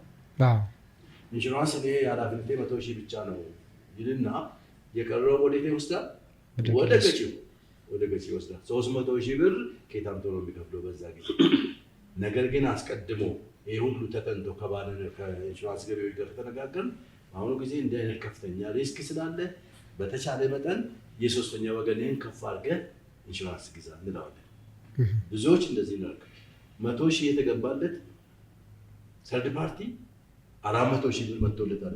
በግራፊ አይተናል። 300,000 ወደ ባለቤቱ ሄደ። ኢንሹራንስን 100,000 ብቻ ነው ኃላፊነት ይላል። እንዲህ አይነት ችግር ስላለ ያንን ጋፕ ሁሉ ለመሸፈን ነው የኛ። ሌላው ኢንሹራንስ ፋየር ኢንሹራንስ አለ፣ የእሳት ኢንሹራንስ። ፋየር ስታንዳርድ የምን ፖሊሲ አለ። ፋየር ስታንዳርድ የሚሸፍነው ፋየር ኤንድ ላይትኒንግ የሚለው ነው። በተለያዩ ከቤት ውስጥ በሚነሱ እሳትና በመብረቅ በሚደርሰው ጉዳት ብቻ ነው ስታንዳርድ ፖሊሲ የሚሸፍነው። ነገር ግን ከዚህ ጋር የሚሄዱ ጥቃቅል ኤክስትራ ፔሪልስ የሚል ተጨማሪ ሽፋኖች የምንላቸው ነገሮች አሉ። ለምሳሌ የመሬት መንቀጥቀጥ በዚህ ፖሊሲ ውስጥ ይሸፈናል። ከዚህ ጋር ነው አብሮ የሚሰጠው። በመሬት መንቀጥቀጥ የሚመጣ ጉዳት በህንፃ ላይ። ሌላው ፍለድ ስቶርም ተምፐስት የምንለው አለ። ጎርፍ፣ አውሎ ነፋስ የሚመጣ በዚሁ ከፋይል ጋር ነው አብሮ የሚገባው፣ ለብቻው አይገባም። እሱ አለ። በትንሽ ነው እንትኑ የሚከፈለው ተጨማሪ ተብሎ ስለሚሆን 0 ምናምን ተብሎ ነው የሚሰላው። ትንሽ ነው። ቡሽ ፋየር የሚኖር አለ። ለምሳሌ በጫካ አካባቢ ፋብሪካ ምናምን ያላቸው ሰዎች ድንገት በዛ ጫካ ላይ በበጋ ጊዜ እሳት ብነሳ ከቁጥጥር ውጭ ሆኖ ሄደው ፋብሪካ ውስጥ ሊገባ ይችላል። እሱ ራሱ ከዚህ ከፋየር ፖሊሲ ጋር ነው የሚሄደው። ቡሽ ፋየር እንለዋለን። ሌላ ኢምፓክት፣ ቅድም እንደነገርኩ አንዳንድ ፋብሪካዎች ወይም ድርጅቶች በዋና መንገድ ዳር ነው ያሉት። እንደዛ የሚሆንበት ጊዜ ፍሬን የበጠሰ መኪና ወይም ፍጥነት ያለው መኪና መንገዱን ስቶ ሄዶ እዛ ፋብሪካ ውስጥ ምሳሌ ነው ገጥሞናል። እዛ ፋብሪካ ውስጥ ገብቶ ጉዳት ቢያደርስ በፋየር ስታንዳርድ አይሸፈንም። ነገር ግን በተጨማሪነት ከፋየር ጋር አብሮ ይሸፈናል። ኤርክራፍት ዳሜጅ፣ አውሮፕላኖች ዘወትር በሚንቀሳቀሱበት በሚበሩበት አካባቢ ድንገት አደጋ ቢደርስ ተብሎ ይታሰብና ኤርክራፍት ዳሜጅ የሚባል ከዚሁ ከፋየር ጋር ይሄዳል። በቤት ውስጥ ደግሞ በውሃ ቧንቧዎች መበላሸት ስፕሪንክለር ሊኬጅ እንላለን። አንዳንድ ጊዜ ቧንቧ ተበላሽቶ ያለውን ንብረት ሁሉ ያበላሻል። እሱ ሁሉ ኢንሹራንስ አለ። ከምን ጋር? ከዚህ ከፋየር ጋር አብሮ በተጨማሪነት የሚሄድ ስለ ኤሌክትሪክ ዳሜጅ፣ በርግለሪ ቤት ሰብሮ ከውጭ ወደ ውስጥ ገብቶ የመስረቅ ከዚህ ከፋየር ጋር ይሄዳል። ፖሊሲ ለብቻ ቢሆንም ፋየር ኢንሹራንስ ሲኖር ነው ይሄ የሚኖረው። ስለዚህ ይሄንን ዲቴይል ለመኛ እናስረዳና እነዚህ ነገሮች ሁሉ ስጋቶች አሉ። ነገር ግን ከዚህ ውስጥ የቱ ይመቻል የቱ ይሻላል ብለን ኃላፊነት አለብን የማስረዳት ባይዘው የኛም ኃላፊነት አለብን የማስረዳት ደንበኛውን በደንብ የማስረዳት። ሳናስረዳ ቀርተን ደንበኛው ላይ ጉዳት ቢደርስ እኛም ኢንሹራንስ አለን። ፕሮፌሽናል ኢንደሚኒቲ የሚባል ያስገድዳል ብሔራዊ ባንክ። እና እሱ ሁሉ እኛም ኢንሹራንስ አለን ልላችሁ ነው። ሌላው ፒቪቲ የሚባል አለ። በአሁኑ ጊዜ በተለይ አዲስ ፖሊሲ ነው። ከ4-5 ዓመት በፊት ጀምሮ ነው የተዘጋጀው። በሀገር ውስጥ ያለውን ችግር በማየት የተቀረጸ ፖሊሲ ነው። ሌሎች ኢንሹራንስ ሽፋኖች የሰጠ ኢንሹራንስ እቺን ሊሰጥ ይችላል። ለብቻ ለመስጠት ትንሽ ከባድ ነው። ፒቪቲ የሚባለው ፖለቲካል ቫዮለንስ ኤንድ ቴሮሪስት የሚባለው ነው። መንግስት አሸባሪዎች ብሎ በፈረጃቸው አካሎች በሚደርስ ጉዳት የሚሸፍን ነው። በፊት አልነበረም፣ አይሸፍንም ነበር። ድሮም ባለፈው መንግስት ጊዜ አልነበረም። ያው የሄዱ በየጫካ ወድሞ ቀርተዋል መኪኖች። አሁን ግን ይሄ ሽፋን ፖሊሲ ተቀርጸዋል። ግን ይሰጣል። የመስጠት ደግሞ ኢንሹራንስ ኩባንያዎች ተጨማሪ ሌሎች ኢንሹራንሶች አሉ ወይ ከዚህ ደንበኛ አለኝ ወይ ብሎ በልዩ ሁኔታ የሚሰጥበት ሁኔታ መጥተዋል። ተጨማሪ ሽፋን መጥተዋል ማለት ነው። እና ይህንን አቶ ሀሳቡ ካመጣ ፕሮፐርቲ ላይ ለመጨመር ፈልጌ ነው። ሌሎች በጣም ብዙ አሉ፣ ግን ሰፊ ስለሆነ ለማስረዳት ትክክል። አይ በጣም ጥሩ ነው የገለጹት። ምንድነው እዚህ ጋር እንደውም አሁን አንዳንድ አካባቢዎች ሰላም በማይኖርባቸው ሰዓት መኪናቸውን ወደዛ መላክ አይፈልጉም። በይበልጥ የጭነት መኪኖች ምናምን ደግሞ ያው ሀገር አቋርጠው ምናምን ነው። ስለዚህ ይሄ አዲስ የመጣው ኢንሹራንስ ፒቪቲን ያሉኛል እነሱን እንዳይፈሩ ስራቸውን በአግባቡ እንዲሰሩ ስጋት እንዳያድርባቸው ያደርጋል። ስለዚህ አገልግሎት ጀምሯል፣ ይሰጣል። በጣም ጥሩ ነው። ሌላው እዚህ ጋር ምንድን ነው ያው እንደ ሪል ስቴት ፖድካስት ስናስበው ብዙ ጊዜ የማየው ምንድን ነው ፕሮፌሽናል ኢንሹራንስ የሚባል አለ። አንድ ሪል ስቴት ሲገነባ ከኮንትራክተር ጋር ውል ያደርጋል፣ ከአርኪቴክቸሮች ጋር ውል ያደርጋል። ስለዚህ እነዛ ግንባታ ፈቃድ ላይ ግዴታ ስለሚጠየቁ ግዴታ ይገባቸዋል። እንደው ከዛ በኋላ ያለው ኮንስትራክሽን ሂደት ላይ ያሉት የኢንሹራንስ እንትኖች ሂደቶች ምን ይመስላሉ? ለምሳሌ ብዙ አደጋዎች ይደርሳሉ። ኮንስትራክሽን ሲሰራ ብዙ የቀን ሰራተኞች አደጋ ይደርስባቸዋል። ከዛ አልፎ የሚተላለፍ ሰው አደጋ ይደርስበታል ከሴፍቲ አንጻር።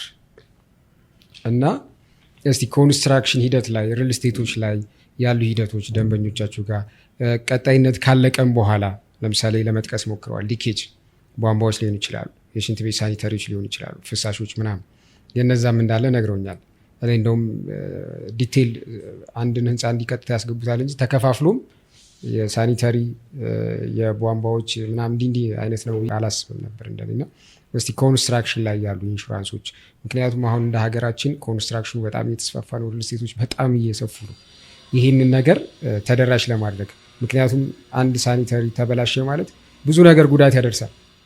ተቆፍሮ ነው እንግዲህ ያስቡ፣ ቡልኬት አፍርሰው ልስኑን፣ ጅብሰኑን፣ ብዙ ነገሮችን ፊኒሽንግ ማቴሪያል አልፈን ነው ሳኒታሪ የምናገኘው። እና እነዚህ ሂደቶች ላይ እስቲ በደንብ ለሰው ማሳወቅ ብንችል ኮንስትራክሽን ላይ ያሉትን ኢንሹራንሶች።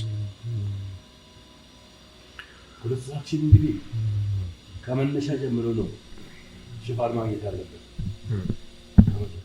ከመጀመሪያው ጀምሮ በስራ ዙሪያ ቅድም አቶ ሀሳቡ እንዳለው ስራ ሲጀመር ገና ቁፋሮ ሲጀመር ሽፋን ማግኘት አለበት። ሲጀመር የሚቆፍሩ ሰዎች ናቸው። ምንም ማሽን ቢሆንም ማሽን በሰው ነው የሚንቀሳቀሰው። ሰው ራሱ የሚሰራው ስራ አለ ያለ ማሽን። አናጢዎች አሉ፣ ግንበኞች አሉ፣ የተለያዩ እዛ ላይ አሉ። እዛ በስራቸው ላይ እያለ ጉዳት ለሚደርስባቸው ጉዳት የመጨረሻ ሊያቢሊቲ መጨረሻ በህጉ በአዋጁ የተቀመጠው አንድ አሰሪ ኃላፊነት አለበት። አንድን ሰራተኛ አሰማርቶ ሲያሰራ ለዛ ኃላፊነት የስራ ሰዓት ኢንሹራንስ ወይም የአሰሪ ግዴታ ይባላል። ወርክ ቤስ ኮምፐንሴሽን እንላለን እኛ። ሚኒማም ሊያቢሊቲ እሱ ነው። ለዛ ሰራተኛ እዛ ለሚሰራ ሰራተኛ ሁሉ አሰሪው ኃላፊነት አለበት፣ በህጉ ኃላፊነት አለበት። ሌሎች ኢንሹራንሶችም አሉ። ስራው ከተጀመረ በኋላ ፐርፎርማንስ ቦንዶች አሉ፣ የተለያዩ ቦንዶች አሉ። እሱን አቶ ያሳቡ ይናገራል። ቦንዶች አሉ። አንድ ኮንትራክተር የተለያዩ ቦንዶች ማግኘት አለበት። ፐርፎርማንስ ቦንድ ማለት የመልካም አፈጻጸም ኢንሹራንስ ነው። የመልካም ስራ አፈጻጸም ኢንሹራንስ ከጅምሩ ጀምሮ እስከሚያስረክብ ድረስ ያለው ኢንሹራንስ ነው። መሀል ላይ ቢቆምስ አሰሪው በቃ ቀረ ሜዳ ላይ ማለት ነው። ስለዚህ ያ ኢንሹራንስ አለ። ብዙ ናቸው ቦንዶች። እሱን አቶ ያሳቦ ይገልጻል። ስለዚህ ሰራተኛን በተመለከተ ሚኒማም ሊያቢሊቲ ብያለው። ከዛ በላይ ደግሞ አሰሪው ሰራተኛውን ለማቆየት የሚሰጠው በነፊት አለ። እሱ ደግሞ ከ4 ሰዓት ኢንሹራንስ ይጀምራል። ለምሳሌ ፐርሰናል አክሲደንት ይባላል። አሰሪው ራሱ ሊገባ ይችላል። ይሄን በአካል በድንገተኛ አደጋ ለሚደርስ ጉዳት ያኛው የስራ ሰዓት ብቻ ብለናል። ሚኒማም ሊያቢሊቲ በስራ ላይ እስካለ ድረስ ብቻ ነው። ከስራ ውጭ ሌላ ጉዳይ ሆነ አይመለከተው። ይሄኛው ግን 24 ሰዓት ነው። አንድ ሰው ቤቱም ሆኖ ሌላ ጉዳይ ከስራ ውጭ ሆኖ ጉዳት ሊደርስበት የሚሸፍን የ24 ሰዓት ኢንሹራንስ ነው። ሌላም ደግሞ በነፊት አለ፣ ሜዲካል አለ፣ ከዚህ ጋር የሚሄድ የሕክምና ወጪ። ከዛ ደግሞ የሻል ያለ ደግሞ አረጋለሁ ሰው ቢል ላይፍ ኢንሹራንስ አለ። ላይፍ ኢንሹራንስ ይገባል። ላይፍ ኢንሹራንስ ደግሞ 4-5 አይነት አሉ፣ የተለያየ በነፊት የሚያስገኙ። እነኛን ሁሉ በዝርዝር ነው የምናስረዳው እኛ። ደንበኛው ግን የመምረጥ ኃላፊነት አለበት። አናስገድድም፣ ግን እናሳያለን።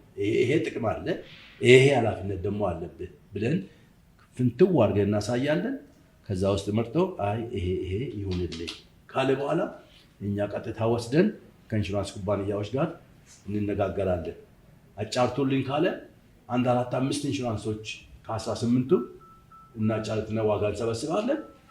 አናሊሲስ ሰርተን ሪኮሜንዴሽን ጽፈን ለደንበኛው ይሄን እንላለን። ወሳኙ እሱ ይሆናል ማለት ነው። ከግንባታ ጋር ተያይዞ ያው እንግዲህ ኢንሹራንስ አገልግሎቱ ለሁሉም ነው። ቅድም እንዳልኩ ማንኛውም ሰው አይደለም እንደዚህ በትልቅ ቢዝነስ ላይ የተሰማራ ማንኛውም የኢንሹራንስ እንትኑ አለ፣ የኢንሹራንስ ፕሮዳክቱ አለ።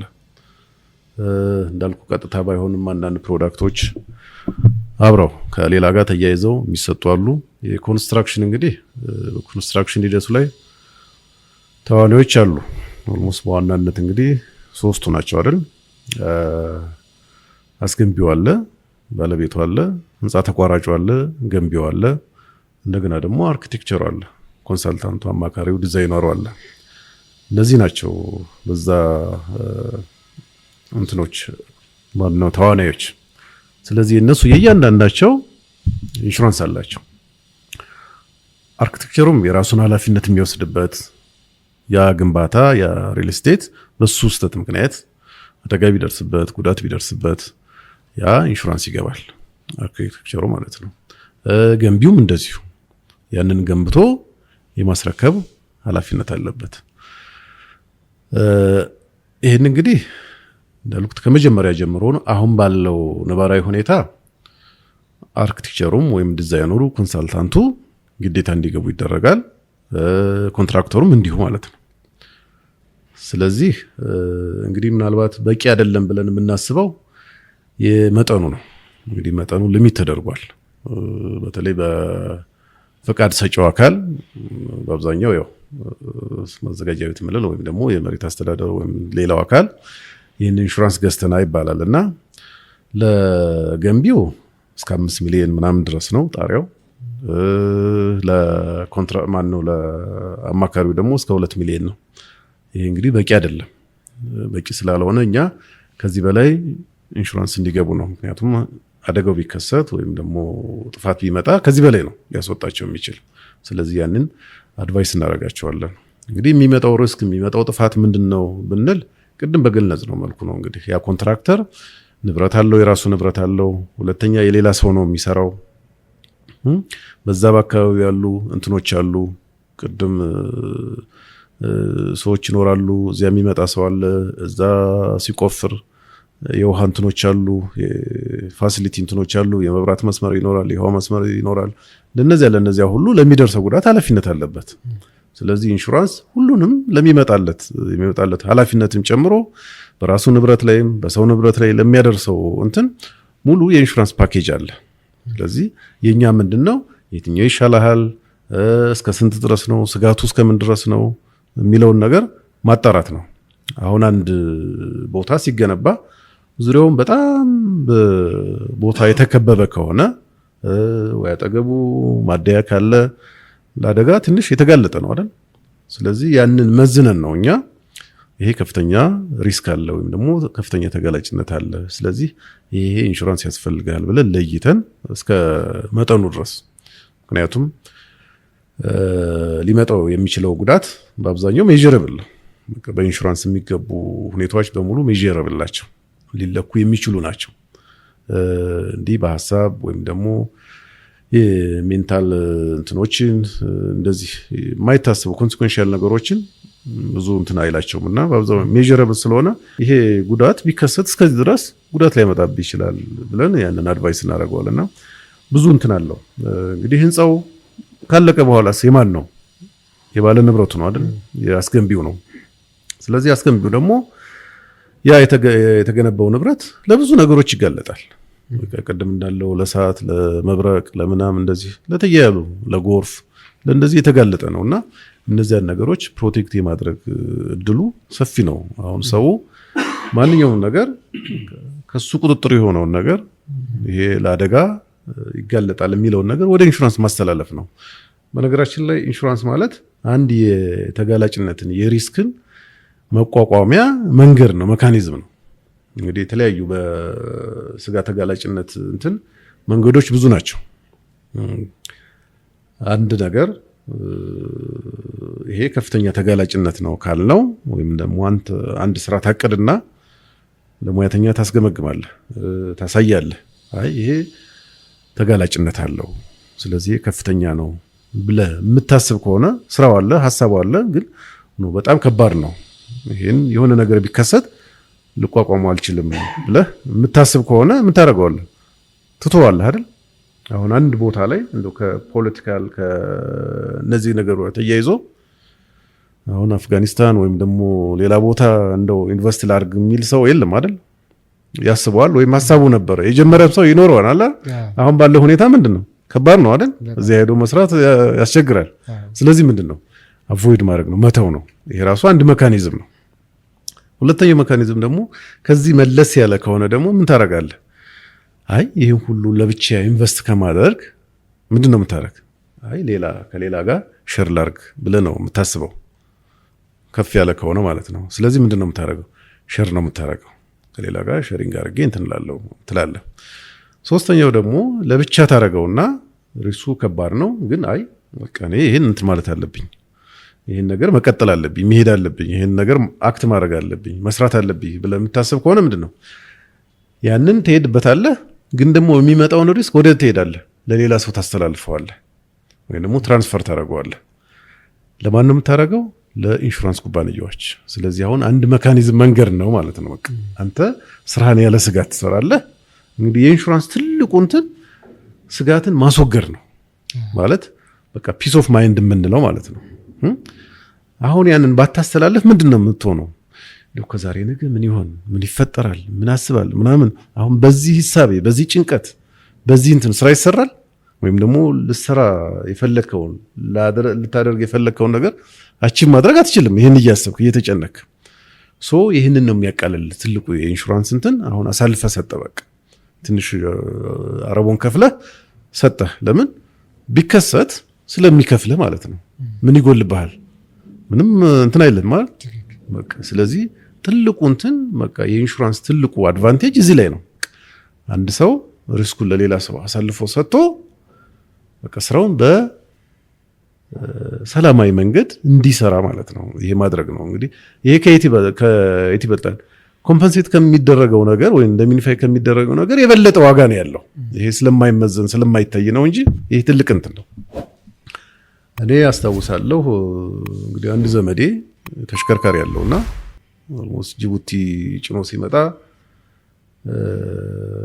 ኢንሹራንስ አዲስ እያለው እየነገር ነው እያስታወስ ነው እናስታውሳለን እኛ ከመድረሱ በፊት እና ዛሬ ነገ አይ ብር አልሞላልኝም ይሄ ጎሎኛል እስኪ በዚህ ብከፍል ምናምን ይላል እና ያልቃል ቀኑ ያልቅና ጅቡቲ ሄዷል መኪናው። ስለዚህ እንዴት እስከዚህ እስከሚደርስ ድረስ ጭንቀቱ ሐሳቡ በቃ በየሰዓቱ ነው የሚደውል። የደረስክ እዚህ ደርሻል። ሰላም ነው መንገዱ ደህና ነው እንዴት ነው እንግዲህ ተጨንቆ ነውና 5 6 ጊዜ 7 ጊዜ ይደውላል በቀን እንደዛ ነውና ኢንሹራንስ ባለ ጊዜ ግን እዚህ ውስጥ የሚገባበት እንትን የለም። ያው ጥንቃቄው እንዳለ ሆኖ የኢንሹራንስ መርህም ተጠንቀቅ ነው። ከጥንቃቄ ወይም እኛ ከምናደርገው ማድረግ የሚገባንን ነገር እናደርጋለን። ግን ያ ከሆነ ምን አለው ኢንሹራንስ አለው። ስለዚህ የሚጨነቅበት የሚያስብበት ያንን ጭንቀት ያንን እኮ ሌላ ስራ የሚሰራበት እንትን ነውና የኢንሹራንስ ትልቁ ዓላማ ይሄ ነው። ስለዚህ ትልቁ እንደው በገንዘብ ተተምኖ ይሄ ነው ስለማይባል ነው እንጂ ትልቅ እንትን ያለውና የኮንስትራክሽን ካምፓኒዎችም ከሪል ስቴት ጋር ተያይዞ እንግዲህ ይሄ ፒስ ኦፍ ማይንድ ወይም ደግሞ ይሄ ንብረት ቢሆንብኝ እንትን ቢልብኝ ኢንሹራንስ አለኝ ብሎ በተረጋጋ መንፈስ ስራ እንዲሰራ ነው። ስለዚህ ብዙ እንትኖች አሉ እንደው ከሪል ስቴት ጋር ተያይዞ እንግዲህ ብዙ አልተፈቀደም እንጂ ብዙ እንትኖች አሉት። ኦልሞስት አሁን ሪል ስቴት እንግዲህ በአብዛኛው ለማን ነው ተጠቃሚዎች? ለማህበረሰቡ ለቤት ፈላጊዎች ነው አይደል የሚሰጥ። ለነሱ በጣም አስፈላጊ የሆነ የኢንሹራንስ እንትን አለ። በቃ ለደንበኞችም ለቤት አልሚውም የሚሆን ማለት ነው። እንግዲህ ሞርጌጅ ኢንሹራንስ ወይም ላይፍ ሞርጌጅ ኢንሹራንስ የምንለው ማለት ነው። ያ ምንድነው? ይኸው ሰዎች አንዴ መክፈል አይችሉም አይደል? እንግዲህ በኢንስቶልመንት ፔመንት ነው። እንግዲህ የመጀመሪያ ዳውን ፔመንት አለ፣ የቅድሚያ ክፍያ አለ። ከዛ ቀጥሎ በየጊዜው የሚሰጥ ነው። እንግዲህ በአብዛኛው የሪል ስቴት እንትን እንግዲህ እንደየእንትኑ 15 ዓመት 20 ዓመት 30 ዓመትም የሚያደርሱት አለ። ያ ቀስ ብሎ እንዲከፈል ነው። ስለዚህ አሁን በሁለት አይነት እንትን ያለው፣ አንደኛ ዳውን ፔመንቱን መክፈል ያልቻለ ሰው ኢንሹራንስ እንዲገዛ ይደረጋል። ያቺ ዳውን ፔመንት ተበድሮ እንዲገዛ ማለት ነው። በአብዛኛው ይኸው ከፋይናንሻል ሎኖች አበዳሪዎች ነው ጋር ተያይዞ ማለት ነው። እንግዲህ ያ ሲያበድር ምን ይፈልጋል? ጋራንቲ ይፈልጋል አይደል? ዝም ብሎ አይሰጥም። ስጋቱ ስላለ ማለት ነው። ባይከፈል ለሱ ስጋት ነው። ስለዚህ ያ ስጋት ወዴት መሄድ አለበት? ወደ ኢንሹራንስ ኩባንያዎች መሄድ አለበት ማለት ነው። ስለዚህ ኢንሹራንስ ኩባንያዎች ባይኖሩ ምን ይሆናል? በቃ አበዳሪውም ያንን ገንዘብ የሚለቅበት ሁኔታ ከባድ ነው፣ ወይም ደግሞ ያ ምቹ ሁኔታ አይፈጠርም። ስለዚህ ኢንሹራንስ ስላለ ዳውን ፔመንት መክፈል ያቃተው ሰው ያችን ተበድሮ ኢንሹራንስ ገዝቶ ይሄዳል። እንግዲህ ይሄ አሰራር የለም አሁን በእኛ ኮንቴክስት ወይም በእኛ ሀገር ያለው ምንድነው? ዳውን ፔመንቱ ይከፈልና ለቀሪው ጊዜ ቤቱን ከተረከበ በኋላ ቀሪው ጊዜ ረጅም ነው አይደል? ብዙ ገንዘብ አለ። ምናልባት አሁን 40 50 30 30 ማነው 30 70 40 60 እያሉ እንደዚህ ከፋፍለውታልና የቀሪውን ጊዜ ቀስ ብሎ እንዲከፍል ኢንሹራንስ ይገባለታል። በምን ያ ሰውዬ ያ ቤት ገዢ ንብረቱን ተረክቧል። በመሃል እንግዲህ አበዳሪው ብዙ ገንዘብ አለ አይደል? ያልተከፈለ ብዙ ዕዳ አለ። ስለዚህ ያንን ሳይከፍል ቢሞት ምንድነው የሚሆነው? ወይም ደግሞ ህልፈት ቢገጥመው ወይም ደግሞ የአካል ጉዳት መስራት የማይችልበት ሁኔታ ቢኖር ኢንሹራንስ ይገባለታል። ስለዚህ ያን ብድር በብድሩ ልክ ነው የሚገባለት። ስለዚህ ካለምንም ችግር ቤተሰብ ሳይበተን ቤተሰብ አምጣ ውለድ ሳይባል ቤትን ሽጥ ሳይባል ኢንሹራንስ ኩባንያዎች ያንን ይከፍላሉ ማለት ነውና ለሪል ስቴቱም ለቤት ገዢውም ባለቤቱም እጅግ በጣም አስፈላጊ የሆነ መደላደል ይፈጥራል ለማለት ነው። እስካሁን እንደው ባየው ብዙ ሰው ይሄን ይጠቀማል? ብዙ አይጠቀምም። ኦልሞስት አሁን በተለይ በማይክሮ ፋይናንስ ብድር እንትን አለ፣ ባንኮችም አለ። በባንክ በኩል ስለሚሄድ ነው አለ። ኦልሞስት ብድር ይሄ ብድር እስካለ ድረስ ይሄ አሬንጅመንት እስካለ ድረስ አለ። ምክንያቱም ባንኩ ዝም ብሎ አይሰጥም፣ ወይም ደግሞ ሌላ ኮላተራል ካልያዘ ማለት ነው። ወይ የንብረት ኮላተራል ይይዛል፣ ወይም ደግሞ ሌላ ማረጋገጫ ነገር ይይዛል። ይህንን ደግሞ ማድረግ ያው ባለ ንብረቱን እዚያ ማስያዝ አይፈልግም። በቃ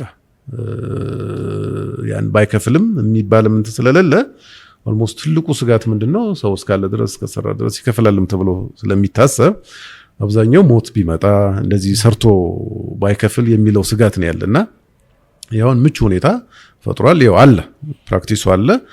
ያውን ደግሞ ሪሊስቶች ነው እንግዲህ በብዛት የተስፋፉ ስለሆነ ይሄ ጥሩ እንትን ነው፣ ጅምር ነው።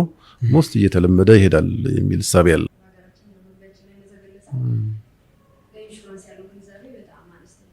እና ያን ግንዛቤ ለመሙላት ለወደፊት ምን ቢሰራ ይላሉ?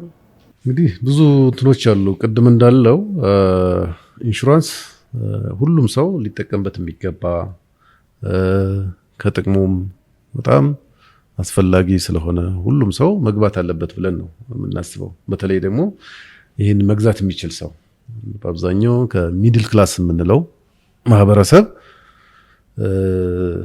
እንግዲህ ራሱን ብቻ ሳይሆን እንቅስቃሴ ያለው ስራ አለው፣ ለቤተሰቡም ኃላፊነት አለበት። ስለዚህ እሱ ድንገተኛ ነገር ቢያጋጥመው በራሱ ላይም በሚሰራው ስራ ላይም በንብረቱ ላይም የግድ ኢንሹራንስ ያስፈልጋል። ስለዚህ ይሄንን እንግዲህ ንቃተ ህሊና ወይም ደግሞ የዚህ ተጠቃሚ እንዲሆን ሁሉም ኃላፊነት አለበት። እንግዲህ በዋናነት እዚህ ውስጥ እንግዲህ ተዋናዮች መድን ሰጪ ኩባንያዎች ናቸው። ይሄንን ደግሞ የሚቆጣጠር አካል አሁን ባለው ሁኔታ ብሔራዊ ባንክ ነው። እሱ እኛም እንግዲህ ሁሉም ተዋናይ ብሮከሮች፣ ሴልስ ኤጀንቶች፣ ማንኛውም እንግዲህ ይሄንን እናስፋፋለን ወይም ደግሞ እንሰራለን ብለን ነው። እንግዲህ ይሄ ብቻ አይደለም። ቅድም እንደተባለው እንግዲህ ኢንሹራንስ ባለመገባቱ የሚመጣው ክሳራ የሚመጣው ጉዳት አለው። ይሄ እንግዲህ በሀገር ደረጃም የሚያመጣው ኢምፓክት ብዙ ነው። ስለዚህ መንግስትም ይሄንን ምቹ ሁኔታ የሚፈጠርበት ሁኔታ የመፍጠር ግዴታ ኃላፊነት አለበት። ምክንያቱም ኢንሹራንስ ማለት በቃ ንብረትን ከጉዳት ማዳን እንደማለት ነው። ምክንያቱም የኢንሹራንስ ምንድነው ከሁሉም ሰብስቦ ለተጎዳ ሰው መስጠት ነው። ኦልሞስት እድር እንደመረዳዳት እንደማለት ነው። አሁን የስትራክቸር የአሰራር ምናምን ዘይቤ ነው እንጂ ይሄ የቆየ እኮ ነው። አሁን ያንን ወደዚህ ወደ ዘመናዊ የማምጣት ነው እንጂ አለ እድር እቁብ የምንላቸው ከኢንሹራንስ የራቁ አይደሉም። ወይም ደግሞ የኢንሹራንስ መነሻው እነዚያ ናቸው። መተባበር ነው፣ መረዳዳት ነው እና ለተጎዳ መስጠት ነው አይደል? እድር እቁብ ደግሞ ምንድነው? ሰብሰብ አድርጎ ገንዘብን ለቸገረው ደግሞ ለሚያስፈልገው ቶሎ እንዲደርስለት ማለት ነው። እንግዲህ ለመቆጠብ ጊዜ ስለሚፈጅበት ማለት ነውና የዛ ሞዴል ነው ኢንሹራንስም። ስለዚህ ሁሉም ሰው ያስፈልገዋል። ይሄን ለማስፋፋት ደግሞ ሁሉም ሰው ኃላፊነት አለበት፣ ከመንግስት ጀምሮ ማለት ነው፣ ከሚቆጣጠረው አካል ጀምሮ ማለት ነው። በተለይ ደግሞ ኢንሹራንስ ኩባንያዎች እንግዲህ ይህንን አዌርነስ መፍጠር እንግዲህ እኛ አለመታደል ሆኖ ነው እንጂ ስንት አደጋዎች ደርሰዋል። እንደው በተለይ ቃጠሎ መርካቶ ስንት ጊዜ ቃጠሎ ተነስቷል። ሰባተኛ ስንት ጊዜ ቃጠሎ ተነስቷል። በየቦታው ቃጠሎ ተነስቷል። እና ይሄ ያለ እንግዲህ ህንጻ ባለቤቶች የግል መኖሪያ ቤት ያላቸው ኢንሹራንስ መግባት እኮ አለባቸው። እነሱ ቤት የማይሄድበት ምንም ምክንያት የለም። ብዙ መኖሪያ ቤቶች እኮ ሲቃጠሉ እናያለን። ይሄ አለ እና በጣም የሚገርመው ደግሞ እንግዲህ አሁን ባለፈው በቅርቡም አንድ ኤክስፒሪየንስ ያደረኩት እንግዲህ ውጮች እንግዲህ ከሁሉም በሁሉም እንትናቸው ከጥንቃቄ ከፋሲሊቲ ከምኑ ነገር ከሁሉም ነገር እነሱ ከኛ የተሻሉ ናቸው አይደል? ያንን ሪስክ የመቋቋም የመከላከል የማወቅ የዝግጁነት እነሱ የተሻሉ ናቸው። በቃ ፋሲሊቲው ምኑም ስላለ ማለት ነው። ኢንሹራንስ ተጠቃሚዎችም እነሱ ናቸው አይደል? በተገላቢጦሽ ግን እኛ ምንም ጥንቃቄው ሳይኖረን እውቀቱ ሳይኖረን ያንን ለመከላከል ፋሲሊቲው ምኑ ሳይኖረን ለምሳሌ አሁን አንድ ትንሽ ከተማ እሳት ተነሳ ወይም ደግሞ የነዳጅ ማደያ እሳት አስነሳ ቃጠሎ ተነሳ ቢባል ፋየር ብሪጌድ የለም በቅርብ። ከየት ተጠርቶ ነው? በጣም ከሩቅ ቦታ ተጠርቶ ነው። ሌላ ቦታ እዚሁ አለ በቃ የሚያጠፋ ማለት ነው። ኢቭን ሲዘጋጅ ራሱ ያ አደጋ ለዚያ አደጋ እንዳይጋለጥ ተደርጎ ነው የሚሰራው እዛ ማለት ነው። እኛ ሀገር እንግዲህ ይሄ ፋሲሊቲ ባልተሟላበት ሁኔታ ነው እና እኛ ለአደጋ ተጋላጭ ሆነን ኢንሹራንስን ደግሞ ማንጠቀም እኛ ነን። የሚገርመው ሁኔታ አንድ ፋብሪካ ደንበኛ ሄጅ ልንጎበኝ እና እኛ እንደዚህ ነው የምንሰራ ብሮከሮች ነን፣ የእናንተን ኢንሹራንስ ጉዳይ እናማክራለን፣ እንደዚህ እናደርጋለን ምናምን ስናት አይ እንግዲህ አበሻ ነች፣ ውጮች ናቸው፣ እዚህ ኢንዱስትሪ ፓርክ ነውና አይ ቲንክ ወይ የቱርክ ወይ ቤልጂየም እንትኖች ናቸውና አይ እኛ ፋብሪካ እኮ የውጭ ሰዎች ናቸው ባለቤቶችና ሁሉ ነገር በቃ በጣም ጥንቃቄ የበዛበት ነው፣ ሁሉም በቃ የተሟላ ነው፣ አደጋ ቢነሳ እንደዚህ በቃ በጣም ስትሪክት ነው በቃ ሁሉ ነገር አለች። እና እንግዲህ አሁን በሷ አደጋ ማለት ምን እንደሆነ ያ ጥንቃቄ በቂ እንደሆነ ነው እንግዲህ ግንዛቤዋ። እንግዲህ ይሄ እነሱ ናቸው እንግዲህ ከዛ ያመጡትን ልምድ ነው እዚህ ያመጡት። እንግዲህ እነሱ የኢንሹራንስ ተጠቃሚዎች ናቸው። ኢንሹራንስ ይኑር አይኑር አታውቅም፣ ግን የኢንሹራንስ ተጠቃሚዎች ናቸው እነሱና ያ ግንዛቤ የለንም። ስለዚህ ጥንቃቄው በሌለበት በጣም ለሪስክ ተጋላጭ ሆነን ለስጋት ተጋላጭ ሆነን የኢንሹራንስ ደግሞ በተገላቢጦሽ ደግሞ ተጠቃሚ አይደለንም እና ይሄ ትንሽ እንግዲህ የሚያስገርምም ነው። ያው ችግሩ እንግዲህ ምንድነው የነዚህ ስቴክሆልደር የምንላቸው ወይም ደግሞ ኢንሹራንስ ኩባንያዎች፣ ኢንሹራንስ ብሮከሮች፣ እንደዚህ ፈቃድ የሚሰጠው አካል የሚቆጣጠረው አካል እንግዲህ ይህን በሰፊ የማስተዋወቅ ሁኔታ አለ። አንድ ትልቁ ችግር እሱ ነው። እንዲህ በአብዛኛውም እኮ ኢንሹራንስ ሲባል ብዙ የሚያስከፍላቸው ይመስላል። በቃ ውድ ይመስላቸዋል ካለው እንትን እንደ ኢንሹራንስ እኮ ብዙ ነው የሚያስከፍለው ምናምን ይመስላቸዋል። በጣም ትንሽ ነው። ለአንድ ቤት ለመኖሪያ ቤት አሁን በአመት የሚከፈለው እንግዲህ አንድ መኖሪያ ቤት ዛሬ ስንት ነው የሚገመተው? ኦልሞስት በሚሊዮን ነው አይደል የሚገመተው? አዎ። እና ቢከፍሉ 5000 ማን ነው 500 1000 ምናምን ነው እንግዲህ በአመት የሚከፍሏት በጣም ትንሽ ነው። እና አደጋው ሲመጣ ግን ብዙ ነው። ዛሬ ቤቱ ሶፋ ስንት ነው? ቴሌቪዥኑ ቢቃጠል፣ ቲቪው ቢበላሽ፣ ፍሪጁ ቢበላሽ ስንት ነው የሚወጣው? በጣም ብዙ ነውና ብዙ ዋጋው ኮስት ይመስላችኋልና ይሄንን ተደራሽ አለመሆንና አለማስተዋወቅ ነው። ሁለተኛው ደግሞ እንግዲህ የሰርቪስ አሰጣጣችንም እንግዲህ የተወሰነ ኢምፓክት አለው። እንግዲህ ኢንሹራንስ ሲባል ምናልባት በእናንተ ማምሮ ምናምን የሚመጣው ወይም ደግሞ በሌሎች የሚመጣው ከኢንሹራንስ ሲባል እዚያ ተመላልሶ አገልግሎትን የማግኘት አደጋ በደረሰ ጊዜ መመላለስ ምን ማለት እንደዚህ ነገሮች አሉ። እንግዲህ ይሄ ኢንሹራንስ ኩባንያዎች እንግዲህ በራሳቸው አይደለም ሁሉ ነገር የሚጨርሱት እና ሌላ ኦግዚለሪዎች አሉ ወይም ደግሞ ያንን በካሳ ክፍያ ሂደቱ የሚሳተፉ ሰዎች አሉ። ኢንሹራንስ ኩባንያ የራሱ ጋራዥ የላቸውም። አሁን ባለው ሁኔታ የራሱ እንደው ተሽከርካሪ አደጋ ቢደርስበት ሰው ጋራዥ የላቸውም፣ ስፔር ፓርት የላቸውም፣ አያቀርቡም፣ ከሌላ ነውና ይሄ ሂደት በራሱ የሚወስደው ጊዜ ይኖራል። ይሄን ለመስራት ሪዝኔብል ታይም ያስፈልጋል እና ይሄ ባለመሆኑ እቃ ይጠፋል። እንግዲህ የኛ ደንበኞች በቅርብ የምናውቃቸው ስፖኪዮ ጠፋ ተብሎ ወይም ደግሞ አንድ እቃ ጠፋ ተብሎ 5 ወር 6 ወር ምናምን የሚጠበቅበት ሁኔታ አለ ከውጭ እስከሚመጣ ድረስ ማለት ነው። እና ይሄ አሁን ሰው እንዲያሰለቸው ያደርገዋልና እንደው በራሴ ራሱ የሚሄድበት ሁኔታ ካለ የሚል ሐሳብ ያለና ኢንሹራንስ ኩባንያዎች የሚሰጡት አገልግሎትም የተሳለጠ ወይም ደግሞ ደንበኛው በሚጠብቀው ልክ ባለመሆኑ ከኢንሹራንስም ራሱን አፕታይቱን ትንሽ እንትን ይለዋል፣ የመገደብ ሁኔታ አለ። ስለዚህ የኛም እንትን እንግዲህ በዛ በመሃል ገብተን ይሄን ማሳለጥ ነው። ቢያንስ ደንበኛው እዚህ ውስጥ ገብቶ እንዳይዳክር እንዳይሰለች ከደንበኞች ጋር ከኢንሹራንስ ኩባንያዎች ጋር እንዲህ ጥሩ እንትን ከሌለ መጥፎ እንትን መነጋገር ይኖራል አይደል? ያ እንግዲህ በደንበኛውና በኢንሹራንስ ኩባንያዎች በኩል እንዲወገድ ይፈልጋል። ሞስት ያ መነጋገር የለም እና ያ ደንበኛው ደግሞ ያንን ድካም ያንን የሚያሰለች ነገር ማየት የለበትም። ስለዚህ ያ እኛ ገብተን በመሃል ያን እንሸከማለን። እንግዲህ የኛ አገልግሎቱም ትልቁ ያ ነው። በደንበኞች በመድን ሰጪውና በመድን ገቢው መካከል ያለው እንትን ሰላማዊ እንዲሆን ነው። ስለዚህ በዛ መልኩ ነው የምናደርገውና ይህንን የማቃለል ስራ ነው የኛ ስራ የሚሆነው። እሺ፣ ከሁሉም ኢንሹራንሶች ጋር ያው 18 ናቸው። ከ18ቱም ጋር እየሰራችሁ እንደሆነ ያው ገልጻችሁልናል። ያላችሁ ቅርበት ከነሱ ጋርና 18 ውስጥ ኢንሹራንሶች የተለያየ አሰራር አላቸው ወይስ ሁሉም አንድ አይነት አሰራር ነው ያላቸው? የእናንተ ተግባቦታችሁ ውስጥ እንዴት ነው ከነሱ ጋር ያለው ነገር? እና ለሰዎች ስታቀርቧቸው ለምሳሌ እንዲወዳደርለት የሚፈልግ ድርጅት ሊኖር ይችላል፣ በግለሰብም ደረጃ ሊሆን ይችላል። እንዴት ነው እናንተስ የምትመዝኗቸው? በምን አይነት መልኩ? ጥሩ የስራ ግንኙነት አለን።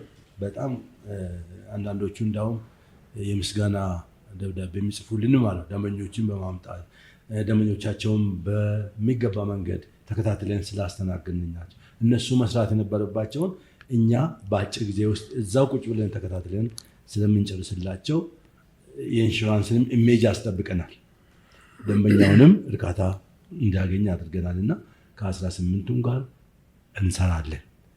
ነገር ግን 18ቱም ቢዝነስ ነው የሚሰሩት እንደየ ድርጅቱ አይነት።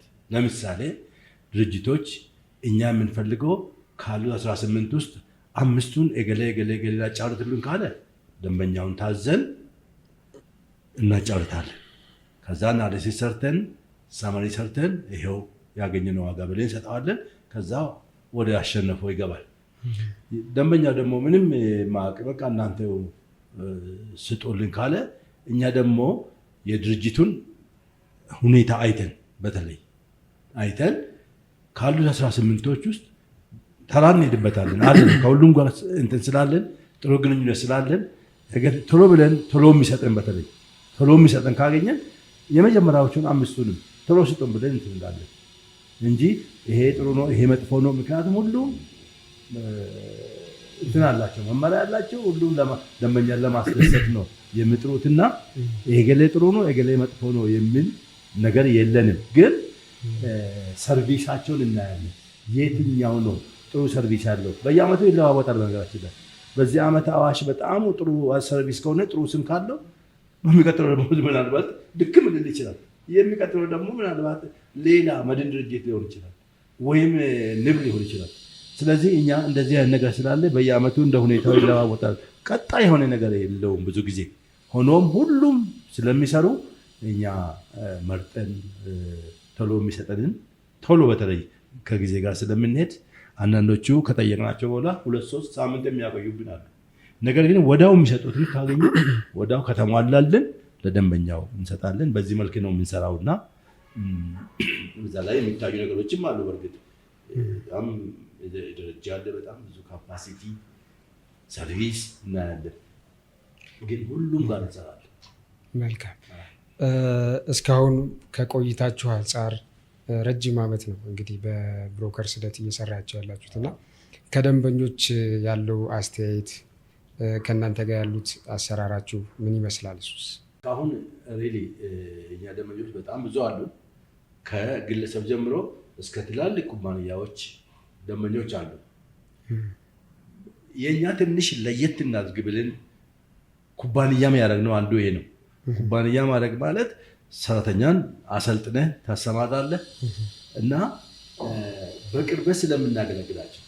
ለምሳሌ በትንሹ ብነግራችሁ አንድ ሰራተኛ ታሞ ቢታከም ቀጥታ እሱ ሄዶ ኢንሹራንስ መጠየቅ የለበትም።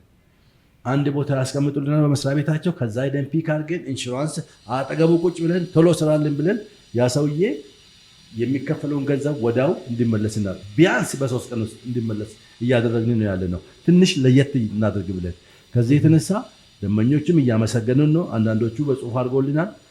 ኢንሹራንስ ኩባንያም እያመሰገኑን ነው እና በማዕከል ላይ ስለምንሰራ ጥሩ ሪሌሽንሺፕ እንዲኖራቸውም ስለምናደርግ ደንበኞቻቸው እንዲቆዩላቸውም ስለምናደርግ ኢንሹራንሶችም ያመሰግኑላል። ፕላስ ደግሞ ደንበኞችንም ስለምናመጣላቸው በጣም ጥሩ ግንኙነት አለን። ቤታችን ሰርቲፊኬት በሰርቲፊኬት ነው በኢንሹራንስ ኩባንያ አብረን የሰራናቸው በሙሉ እንደው ብንለጥፍ እንደዚህ ዙሪያው በሙሉ አይበቃም እና በጣም ብዙ ሰርቲፊኬቶች አሉ የሰጠን። ከደንበኛ ደግሞ አፕሪሺዬሽን ደብዳቤዎች አሉ እና በዚህ ደረጃ ላይ ደርሰናል። በዚህ አንቆምም፣ እንቀጥላለን። ባደግን ቁጥር የሰው ኃይልም ይጨምራል፣ ስልጠናም እንቀጥላለን።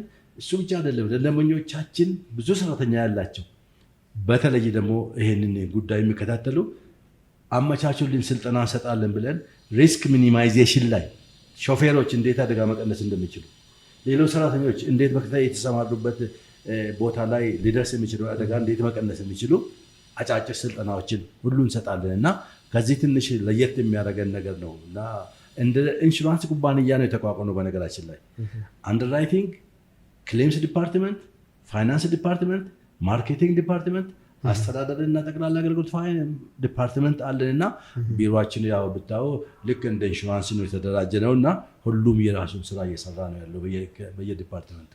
በዚህ መልክ ስለሆነ ጥሩ ግንኙነት አለን ከደንበኛ ከኢንሹራንሱ ጋር። ስለዚህ በቂ የሆነ የሰው ኃይል አላችሁ ማለት ነው? በቂ የሆነ አለን። ለጊዜው እያደግን በሄድን ቁጥር ደግሞ ልክ እየጨመርን ነው የምንሄደው። በጣም ጥሩ። እንደው እስካሁን እንደ መቆየታችን እንዳነሳ ነው ከስራው አንጻር ብሮከር ላይ እንደው በምን ያክል ደረጃ የደንበኞች ቁጥር ይኖራል ተብሎ ይገመታል? አሁን መሪ ኢንሹራንስ ጋር እንግዲህ በቁጥር ይህን ያለው ማለት ያዳግተናል። ምክንያቱም አንድ መኪና ሰው ካለው ሰው ጋር ጀምረን እስከ መልቲ ሚሊዮን የሚንቀሳቀሱ ኩባንያዎች ጋር ነው አብረን የምንሰራው። በጣም ብዙ ነው። እንደው ከዛ ጀምረ ቁጥር ቢታል ስንት ማተዋል የምታስታውሰው አለ? ብዙ ነው። ስለዚህ ያው በጣም ትልቅ ስራ ይቻላል፣ ግን ለመግለጽ እንችላለን እንትናችን አንተ። አይ ጥሩ። ስለዚህ እንደ መሪ ኢንሹራንስ ብሮከርስ ከሌሎቹ ብሮከሮች በምን ትለያላችሁስ? አብዛኛው በዚህ በሀገራችን ያሉ ብሮከሮች እንግዲህ ምናልባት ይቅርታ ይደረግልኝና አደረጃጀታቸውን ስናይ በቁጥር 1 2 3 ሆነው አንድ ቢሮ ከፍተው የሚሰሩ ናቸው በአብዛኛው። እንደገና ደግሞ ግለሰብ ናቸው በግለሰብ ደረጃ። እኛ በከፍተኛ ደረጃ በጣም ከሁሉም ምናልባት ወጣ ብለናል ከሚሉትም ብሮከሮች የሚለየን ነገር ምንድን ነው? ኩባንያ ሆነን መቋቋማችን። ኩባንያ ሆነን በመቋቋማችን ሪስክ የመውሰድ አቅማችን ከፍተኛ ነው። ሁለተኛ አደረጃጀታችን ነው። ቅድም ለማንሳት እንደተሞከረው አደረጃጀታችን ከላይ ቦርድ አለ፣ ቀጥሎ ዋና ስራ አስፈጻሚ አለ፣ ምክትል ስራ አስፈጻሚ አለ። ከዛ በኋላ ቅድም አቶ ተስፋዬ የጠራቸው የማርኬቲንግ፣ የአንደርራይቲንግ፣ የፋይናንስ፣ የክሌም እና የሰው ኃይል፣ እነዚህ ደግሞ በዋና ዋና ማናጀር የሚመሩ ናቸው። እነዚህ በሙሉ በማናጀር የሚመሩ ናቸው። የሰው ኃይላችን በዛው መጠን በየስራ ዘርፉ በጥራትም በብዛት ከቁጥርም አንጻር ማለት ነው ከፍተኛ ቁጥር ይዘን እየተንቀሳቀስን ያለ ነው እና ለዚህ ነው ከሌሎች በጣም እንለያለን የምንለው። በዚህ ጥሩ። ያው ስማችሁ መሪ ነው። እንደ ስማችሁም ደግሞ ያው ይሄን ዘርፍ እየመራችሁት ነው ብዬ አስባለሁ ከነገራችሁን አንጻር ከያዛችሁት ድርጅቶች ብዛት አንጻር እና ለወደፊትስ ከመሪ ምን እንጠብቅ እና ሁለተኛው ደግሞ እንደ ኢንሹራንስ ለኢንሹራንስ ማስተላለፍ የምትፈልጉ መልእክት ካለ እንዲሁም ደግሞ ወደ ኢንሹራንስ ለሚገቡ ደንበኞችም እንደዚሁ ይህን ነገር አሟልተው ወደኛ ቢመጡ የምትሏቸው የምታስተላልፏቸው ነገር ካለ እነዚህ እዚች ጋር ከመሪ ምን እንጠብቅ የሚለውን ነገር ለማብራራት እንግዲህ መሪ ሲመሰረት ጀምሮ በአነስተኛ የሰው ኃይል የተነሳው የጀመረው ታሪኩን ወደኋላ ስናይ ግን በየጊዜው ራሱን እያሳደገ ራሱን እያዘመነ የመጣ ኩባንያ ነው። አሁን ወደፊት ደግሞ ከዚህ በሰፋ መልኩ ቅድም እንደገለጽኩት በምስራቅ አፍሪካ ተቀባይነት፣ ተደማጭነት፣ ተፈላጊነት ያለው ኢንሹራንስ ብሮከር እንዲሆን ስለሆነ ራዕይ እያስቀመጥ ነው። እዛ ግብ ላይ ለመድረስ የተለያዩ የአጭር ጊዜ መካከለኛና የረጅም ጊዜ እቅዶችን ነድፈን እየተንቀሳቀስን ያለ ነው። በአጭር ጊዜ ቅድም እንዳልኩ ሰራተኞቻችንን ብቃት እያሳደግን አፈጻጸማችን ምን እንደሚመስል በየጊዜው እቅድ እየሰጠን እቅዳችን እየገመገም የምንቀጥልበት ይሆናል። ይሄ የአጭር ጊዜ እቅዳችን ነው፣ ዘወትር ተግባራዊ የምናደርገው ነገር ነው። ሁለተኛ በየአመቱ መካከለኛው እቅዳችን በየአመቱ የምናመጣውን ውጤት በመገምገም በዛ ላይ መስራት ነው። ሁለተኛ ከዚህ ጋር አብሮ ተያይዞ ከፍተኛ የሆነ ቴክኖሎጂን የመጠቀም ብቃትን ማሳደግ ነው የመጀመሪያው። አሁን ያው ዓለማችን እንደሚታየው በቴክኖሎጂ ነው የመጻጻፉ ምን ማለቱ እኛም ጋር አሁን ተጀምሯል። በተለያየ መልኩ ብዙ የወረቀት መጻጻፍ አይታይም። አሁን ከደንበኞቻችን ጋር በቴሌግራም መገናኘት ጀምረናል።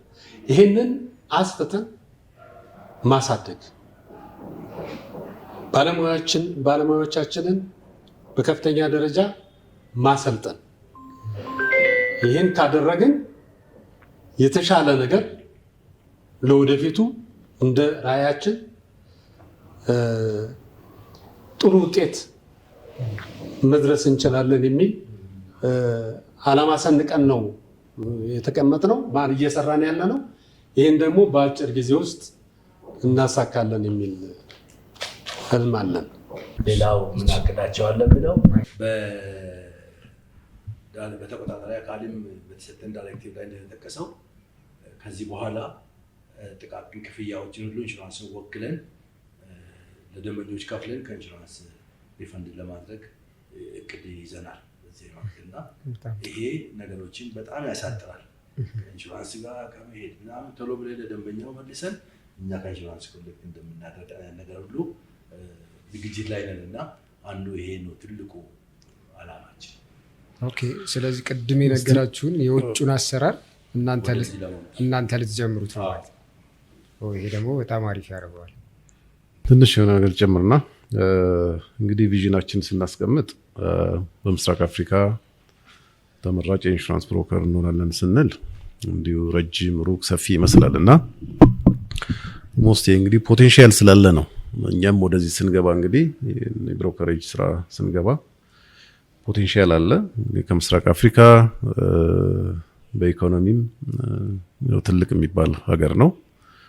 በህዝብም እኛን የሚያክል የለም ምስራቅ አፍሪካ። ህዝብ ካለ እንግዲህ ለስራ፣ ለእንቅስቃሴ፣ ለንግድ ሀብት ነው አይደል? ስለዚህ ያ ካለ ኢኮኖሚው ካለ ይሻሻላል ብለን ከዚህ የበለጠ ያድጋል ብለን ነው የምናስበው። ስለዚህ ያ ካለ እንግዲህ በምስራቅ አፍሪካ ያንን ግብ ይዘን ነው እንትን የምንለው። እንግዲህ ቪዥን ሲታሰብ ያው አንዳንዱ በጊዜ የሚለካ ይሆናል የተወሰነ የ5 ዓመት የ10 ዓመት እየተባለ እኛ ደግሞ እንግዲህ ሰፋ አድርገን ያንን አስበን ነው እዚህ የደረስነው። ስንቋቋም እንግዲህ ሼር ካምፓኒ የተባለው እንግዲህ ሼሮች እነማን ናቸው ሲባል ሁሉም የማኔጅመንት አባል ሼር እንትን ነው ባለቤት ነው፣ ሼር ሆልደር ነው። በትጋት በጥንካሬ ይሰራል። ስለዚህ ይህን ቪዥን ስታስቀምጥ፣ ሚሽን ስታስቀምጥ እንዲሁ ዝም ብሎ አይደለም። ይህን ለማከናወን የግዴታ ሪሶርስ ያስፈልጋል፣ ካፒታል ያስፈልጋል፣ የሰው ሀብት ያስፈልጋል፣ ሌሎች ኢንቫይሮንመንቶችንም መዳሰስ ማየት እና የግድ ያስፈልጋል እና ትልቁ እንትን አሁን ሰርቪስ ነው እኛ የምንሰጠው። ስለዚህ ሰርቪስ ደግሞ ከሰው አእምሮ ከሰው እሳቤ ነው የሚጀምረው። ስለዚህ ሰራተኞቻችን በተቻለ መጠን የኢንሹራንስ አገልግሎትን እንዲያውቁ አውቀው እንዲሰሩ በታላቅ ትጋትና ስራውን አውቀው እንዲሰሩ የምናደርግበት አንድ ሜካኒዝም ነውና በዚህም ትንሽ ለየት ያደርገናልና አቅማችን እንግዲህ ትልቅ ነው። ኦልሞስት ሌሎች ኢንሹራንስ ብሮከሮችም አሉ፣ ብዙ ናቸው። እንግዲህ እንዴት እንደቋቋሙ የኤስታብሊሽመንት አመሰራረቱ እንግዲህ የራሱ የሆነ እንትን አለው። ብዙዎቹ በሼር ካምፓኒ አይደለም የተቋቋሙት። ብዙ የሰው ኃይልም ይዘው የሚሰሩ ኩባንያዎች ብሮከሮች አሉ እና ከአደረጃጀት እንግዲህ የምንለየው እኛ በዚህ ነው። ሁሉም የማኔጅመንት አባል ወይም ደግሞ በሼር ካምፓኒ መቋቋም ነው። ስለዚህ አንድ ደንበኛ ከኛ ጋር ሲሰራ ከግለሰብ ጋር ለሚሰራ ከተቋም ጋር ነው የሚሰራ። ስለዚህ አንድ ልዩ የሚያደርገን ይሄ ነው። የውስጥ አሰራራችንም እያንዳንዱ ሰራተኛ ስራውን አውቆ በትክክል በትትና እንዲያስተናግድ የምናደርግበት መንገድ አለ። እንግዲህ የምናያቸውን ደንበኞች እንደ ችግር ራሳቸው ቢሄዱ የሚቸገሩባቸውን ነገሮች ለምን ከጊዜም ከገንዘብም ከጉልበትም የሚቸገሩባቸውን ነገሮች እኛ የነሱን ሸክም የደንበኞችን ወክለን አይደል እኛ የምንሰራው ወይም ወክለናችን ደንበኞችን ነው። ስለዚህ ያንን በተሻለ ሁኔታ በቀለለ ሁኔታ የኢንሹራንስ አገልግሎቱን እንዲያገኙ ማድረግ ነው። ያም ቅድም እንደተነጋገርነው እንግዲህ ደንበኞች የምናስከፍላቸው ነገር የለምና ምናልባት እኔ እዚህ ምሳል ጋብዝ ብለህ አንተን ምንድነው ጥያቄ የሚሆነው? እኔ ነኝ ጋባዥ አይደል? የምትከፍለው ነገር ኤክስፔክት ታደርጋለህ? አታደርግም። ጥያቄ ምንድነው የሚሆነው? እንዴት ሊወስደኝ ነው? ሩቅ መንገድ ነው ምናምን ነው ጥያቄ አይደል? አዎ ሌላ እንደው ምን አይነት ምግብ ነው ምናምን እንግዲህ በእርግጥ ምርጫችን ነው የሚሆነው። እንግዲህ አንተ ጥያቄ የሚሆነው እንዴት ሊወስደኝ ነው? ምናልባት ወይ ጊዜ ላይኖርህ ይችላል ወይ እንትን ላይኖርህ ይችላል። ያ ነው ጥያቄ የሚሆን እንጂ ከግብዣ ምንም እንትን የሚባል ነገር የለም።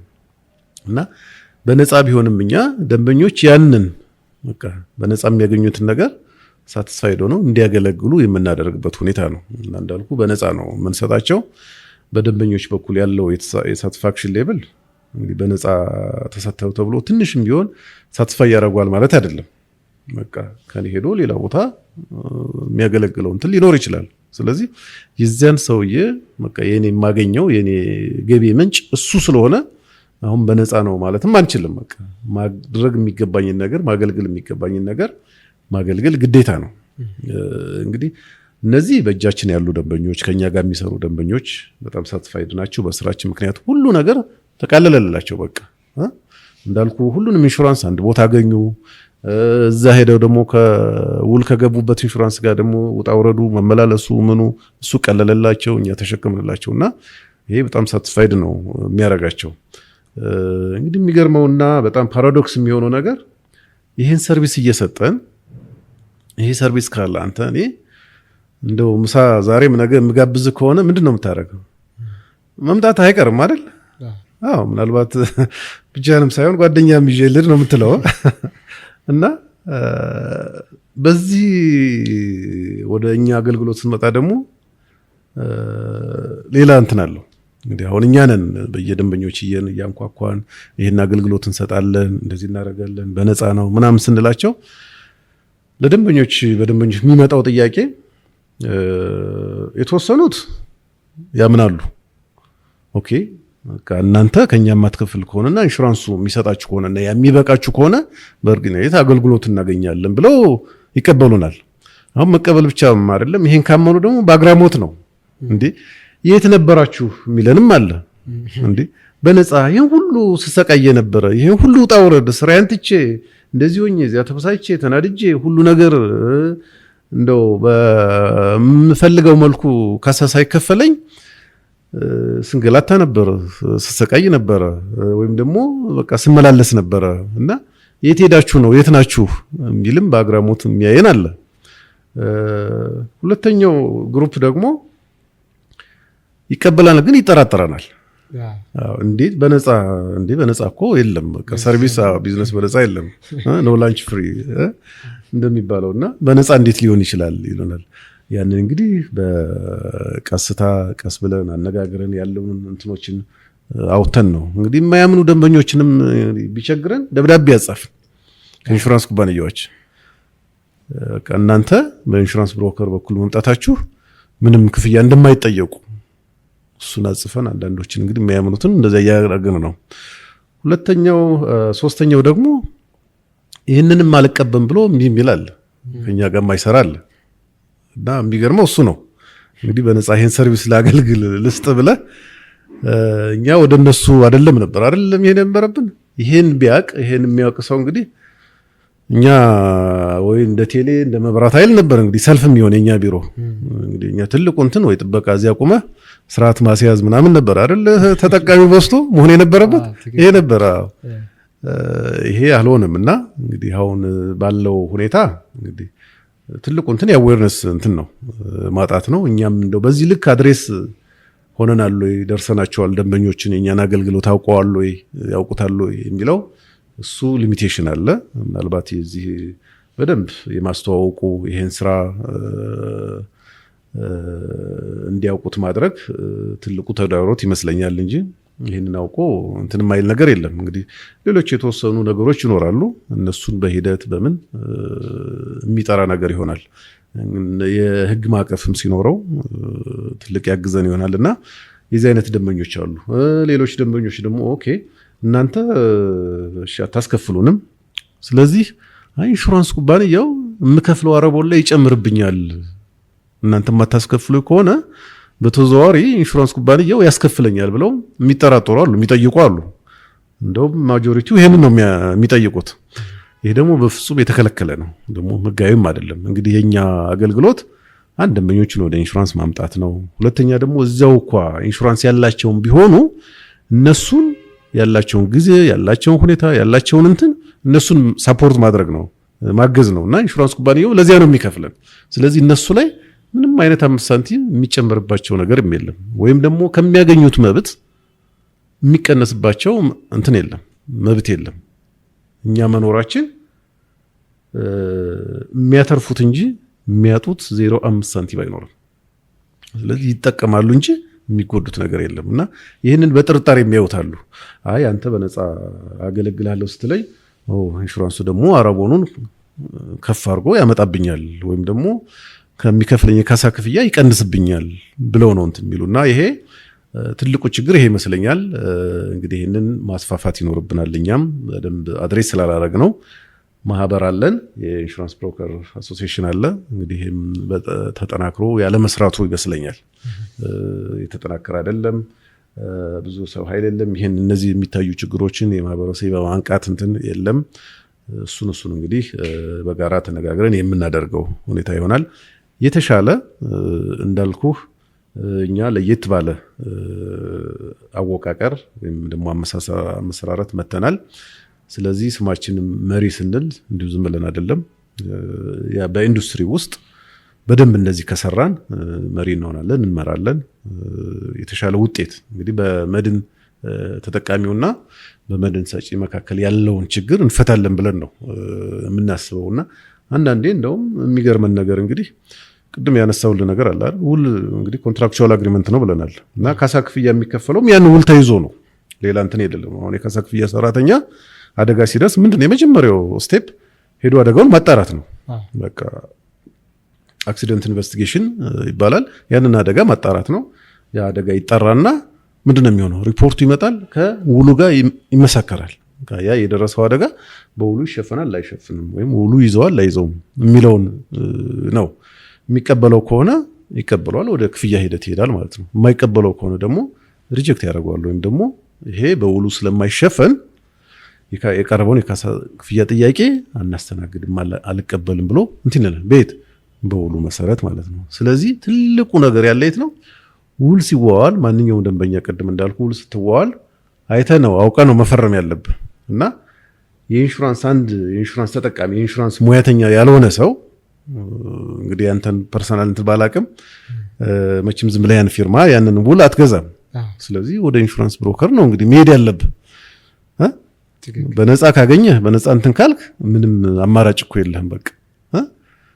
ስለዚህ ያንን ነው የምናደርግና እኔ እንደውም ሰዎች ለምንድን ነው ስለ ኢንሹራንስ ሳያውቁ ውሉን ሳይገነዝቡት ሳይረዱት እንዴት ይገዙታል ወደሚልም ጥያቄ እንሄዳለን። እንግዲህ ያ በእርግጥ በእኛ በኩል ይምጣ ማለትም አይደለም። የኢንሹራንስ ኩባንያዎች ይህንን ማሳወቀው ነው መሸጥ ያለባቸው። አትሊስት በተወሰነ መልኩ እንግዲህ ዝርዝሩን ነገር ማስረዳት ያስቸግር ይሆናል። ግን የእኛ ስራ ደግሞ የብሮከር ስራ ይሄ ነው። በቃ ደንበኛው መጀመሪያ ፍላጎቱን አውቆ የሚገዛውን ውል አውቆ ከዚያ ምንም የትኛው እንደሆነ አማክረ ነው ተነጋግረን ተወያይቶ ነው ኢንሹራንስ የሚገባውና ይህን አገልግሎት እንግዲህ ተሻምተ ነበር እንትን የምትለውና አሁን እንግዲህ እኛ ነን ወደ እነሱ በር እያንኳኳን እንትን ያል ይቀየራል ብለን እናስባለን። ስለዚህ በደንበኞች በኩል ያለው ጥያቄ ምንም የለም። አሁን ጥያቄው የሚሆነው እነዚህን የኢንሹራንስ የብሮከር ተጠቃሚ ያልሆኑ ደንበኞች ነው እኛ ጥያቄ የሚሆንብን። በነፃ እየተገኘ ይሄ አገልግሎት እየተገኘ እንዴት ሊሆን ቻለ፣ ይሄ ጥያቄ እንዴት ሊነሳ ቻለ ብለን እኛንን የምንጠይቅና ይህንን በተለያየ መልኩ እንግዲህ የማሳወቅ አገልግሎታችንን ይኖርብናልና በሰፊው ይሰራል ብለን እናስባለን። ለዛ ነው እንግዲህ ቪዥናችንን ትንሽ ረዘም ያደረግ ነው ወይም ደግሞ ሰፋ ያደረግ ነው። እንግዲህ ጊዜ ይወስዳል፣ ግን ይሳካል ብለን ስለምናስብ ነው። እሺ፣ በመጨረሻ ያው ጥሩ ማብራሪያ ሰጣችሁናልና ያው የሰራችሁት ረጅም ጊዜ ነው። በዚህ ዘርፍ ላይ ስትሰሩ ያጋጠማችሁ ገጠመኞች የኢንሹራንስ ሲባል እንግዲህ የሆነ ነገር ሽፋን ማድረግ ነውና በጣም አሳዛኝ ከፍተኛ ነገሮች ይናሉ። እንደ ደንበኛ ደግሞ በነፃ ሲባል ያው ትንሽ ገለጽ ያደርገልናል አቶ ሀሳብ። ብቻ እስቲ በገጠማችሁ ነገር የምትሏቸው ትልቁ ነገር ምንድን ነው? አዎ እንግዲህ መጨረሻ በእርግጥ ያለው ኢንሹራንስ ኢትዮጵያ ራሷ 85% ግብርና ነው ይባላል። ኢንሹራንስ የገባ ግብርና የለም እስካሁን እና ይሄንን ታሳቢ ማድረግ ነው፣ ተጨማሪ ለማድረግ ነው። ወደፊት ግን የእርሻውም እየሰፋ ሲሄድ ኢንሹራንስ ይኖረዋል የሚል እምነት አለን። የገጠሙን አንዳንድ እንደው እንደ ምሳሌ ቢጠቅስ ፐርሰናሊ በዚህ ስራ ላይ ያለው የገጠመን ነገር አለ። ፋየር ኢንሹራንስ ቅድም ጠቀስኩት። አንድ ፋብሪካ ፋየር ኢንሹራንስ ገባና ፋየር ስታንዳርድ ብቻ በቂ ነው አለ። አይደለም ግደለህም፣ የመሬት መንቀጥቀጥ አለ፣ ጎርፍ አለ። አንድም ቀን አይቻል አቅም አያስፈልገኝም እሱ ይሄ ብቻ አለ። እሺ አልኩና እንትን አልኩ። እንደ ሟርቲው ምነው አላቅም ወርሳ የሞላ ያለውን ፍንሽቲ ጉርስና ሮው ማቴሪያል ቤቱንም መጥቶ ጥርግርግርግ ይዞ ሄደ። ደወለና ጉድነናል አለ። በልቶ ለኢንሹራንስ ልናሳውቅልኝ አለ። ምን ጎርፍ መጣና እንዳለ ባዶ አረገን አለ። በቃ ተነጋግረን ነበር ይሄን ነገር እና ኢንሹራንስ ይሄን ነገር ስለማይቀበል ጊዜያችንን ከምናጠፋ ራሴ መወጣት አለብኝ ነገር እየነገርኩት እንዲህ አይነት ነገር ክፍተት አለ። ይመጣል ተብሎ አስብም ሰው አይመጣም ብሎ ነው የሚያስበው። ሌላው እዚሁ ንፋስ ስልክ ቃሊቲ ትልቅ ቡና ማበጠሪያ ድርጅት ነው። ትልቅ ኢንሹራንስ አላቸው፣ የሰራተኛ አላቸው፣ ፋየር አላቸው፣ ብዙ እንትን አላቸው፣ ሰፊ ናቸው። መንገድ ዳር ነው። እቺ ነገር ኢምፓክት የምትባላለች ከፋየር ጋር የምትሄድ ይሄ መኪና ከዚህ ቁልቁል ሲሄድ እዚህ ቤት ውስጥ ቢገባስ እሷን ግባ ስለ ኧረ እባክህ ተው ነገር እንደ ሰው የገባ መኪና ማለት ቀና ይቻላል አለ። ኧረ ተው አልኩት። እሱ ደግሞ ሳምንት አልሆነም መኪና ተንደርድሮ ሄዶ ገባ።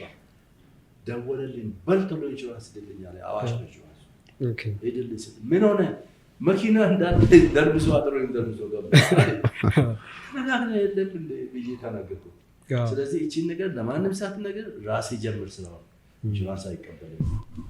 ምንድነው በዚህ በኩል እንግዲህ እንደነገራችሁ ፈልገው ኢንሹራንስም ሄዶ ጊዜ ከማቃጠል ከኢንሹራንስ ጋር ላይ የማያውቀው ነገር ሄዶ ጭቅጭቅ ተጎድቻለሁ ብሎ ከመናገር እዚሁ ባጭሩ ቀጨን እንደራሱ እንዲችል በሚቀጥለው ግን ይገባል ሰው።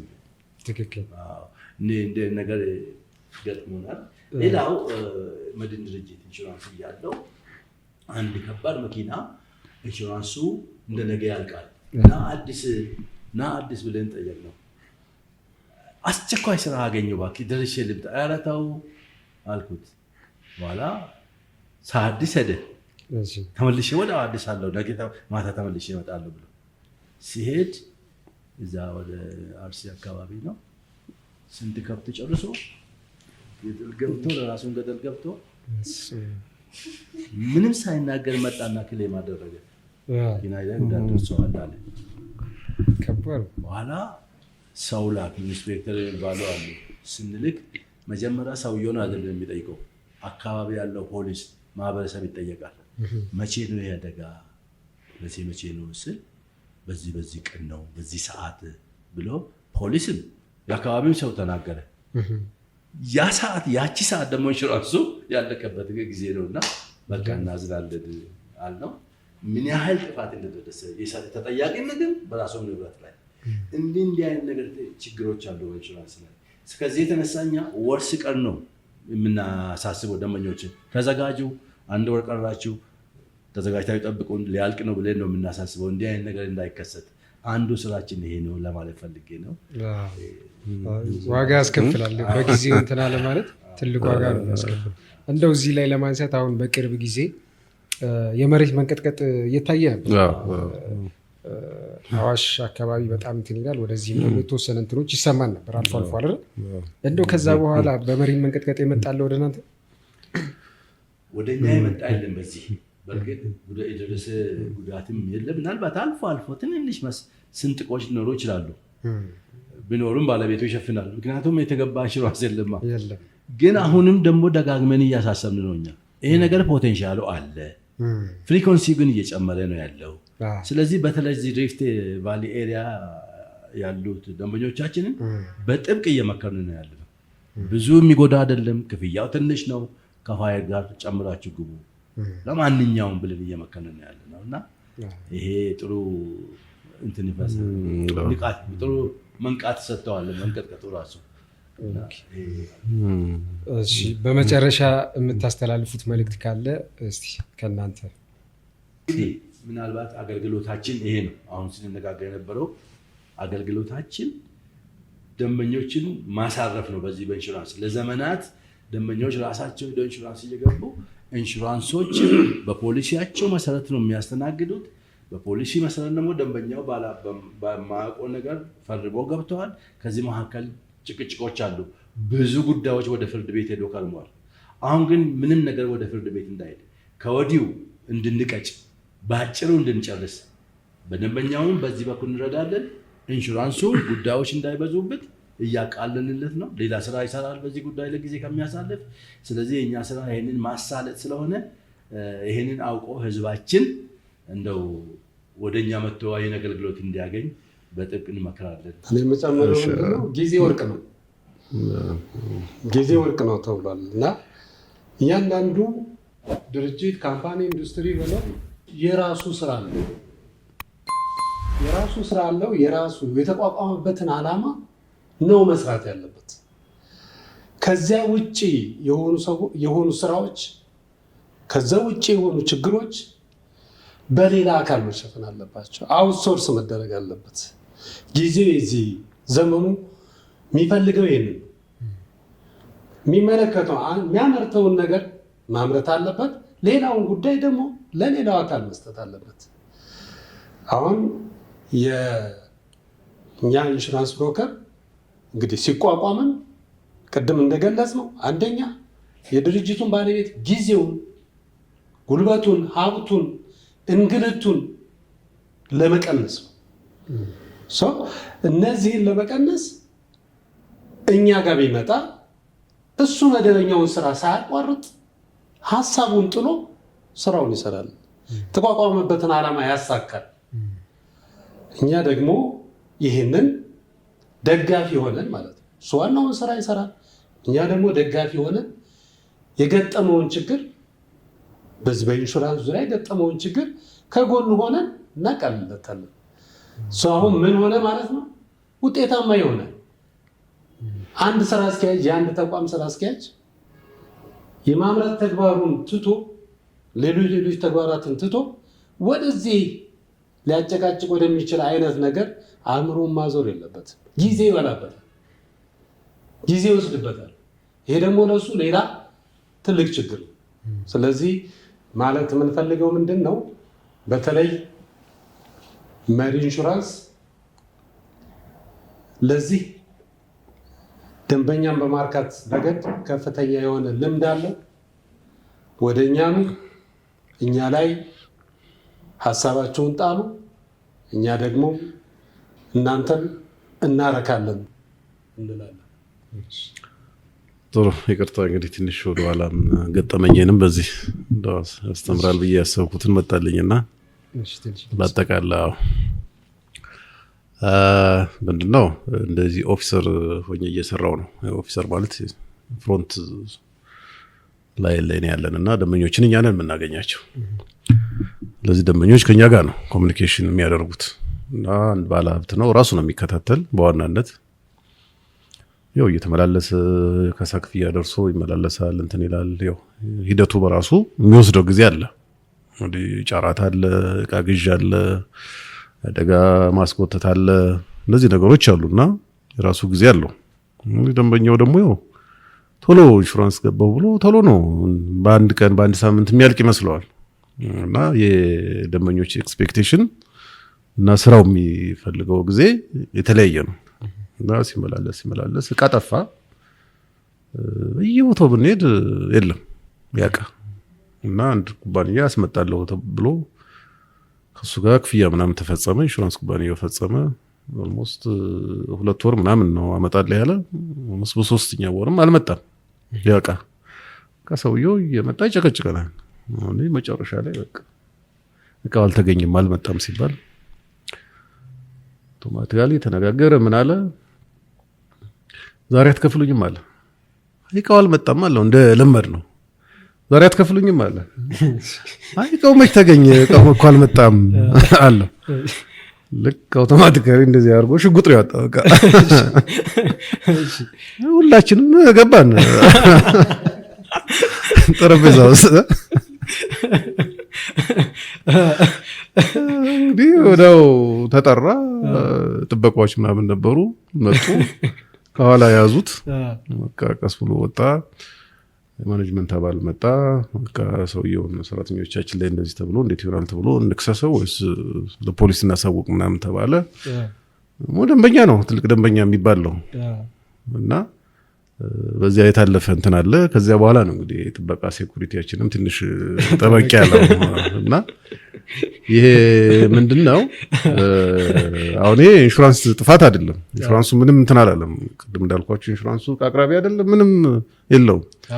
ከጠፋ በቃ ከጠፋ ምንም ማድረግ አይቻልም። ኦልሞስት ቃ ሲጠፋ ሌላ አማራጭ አለ ውሉ ላይም ስላለ ማለት ነው።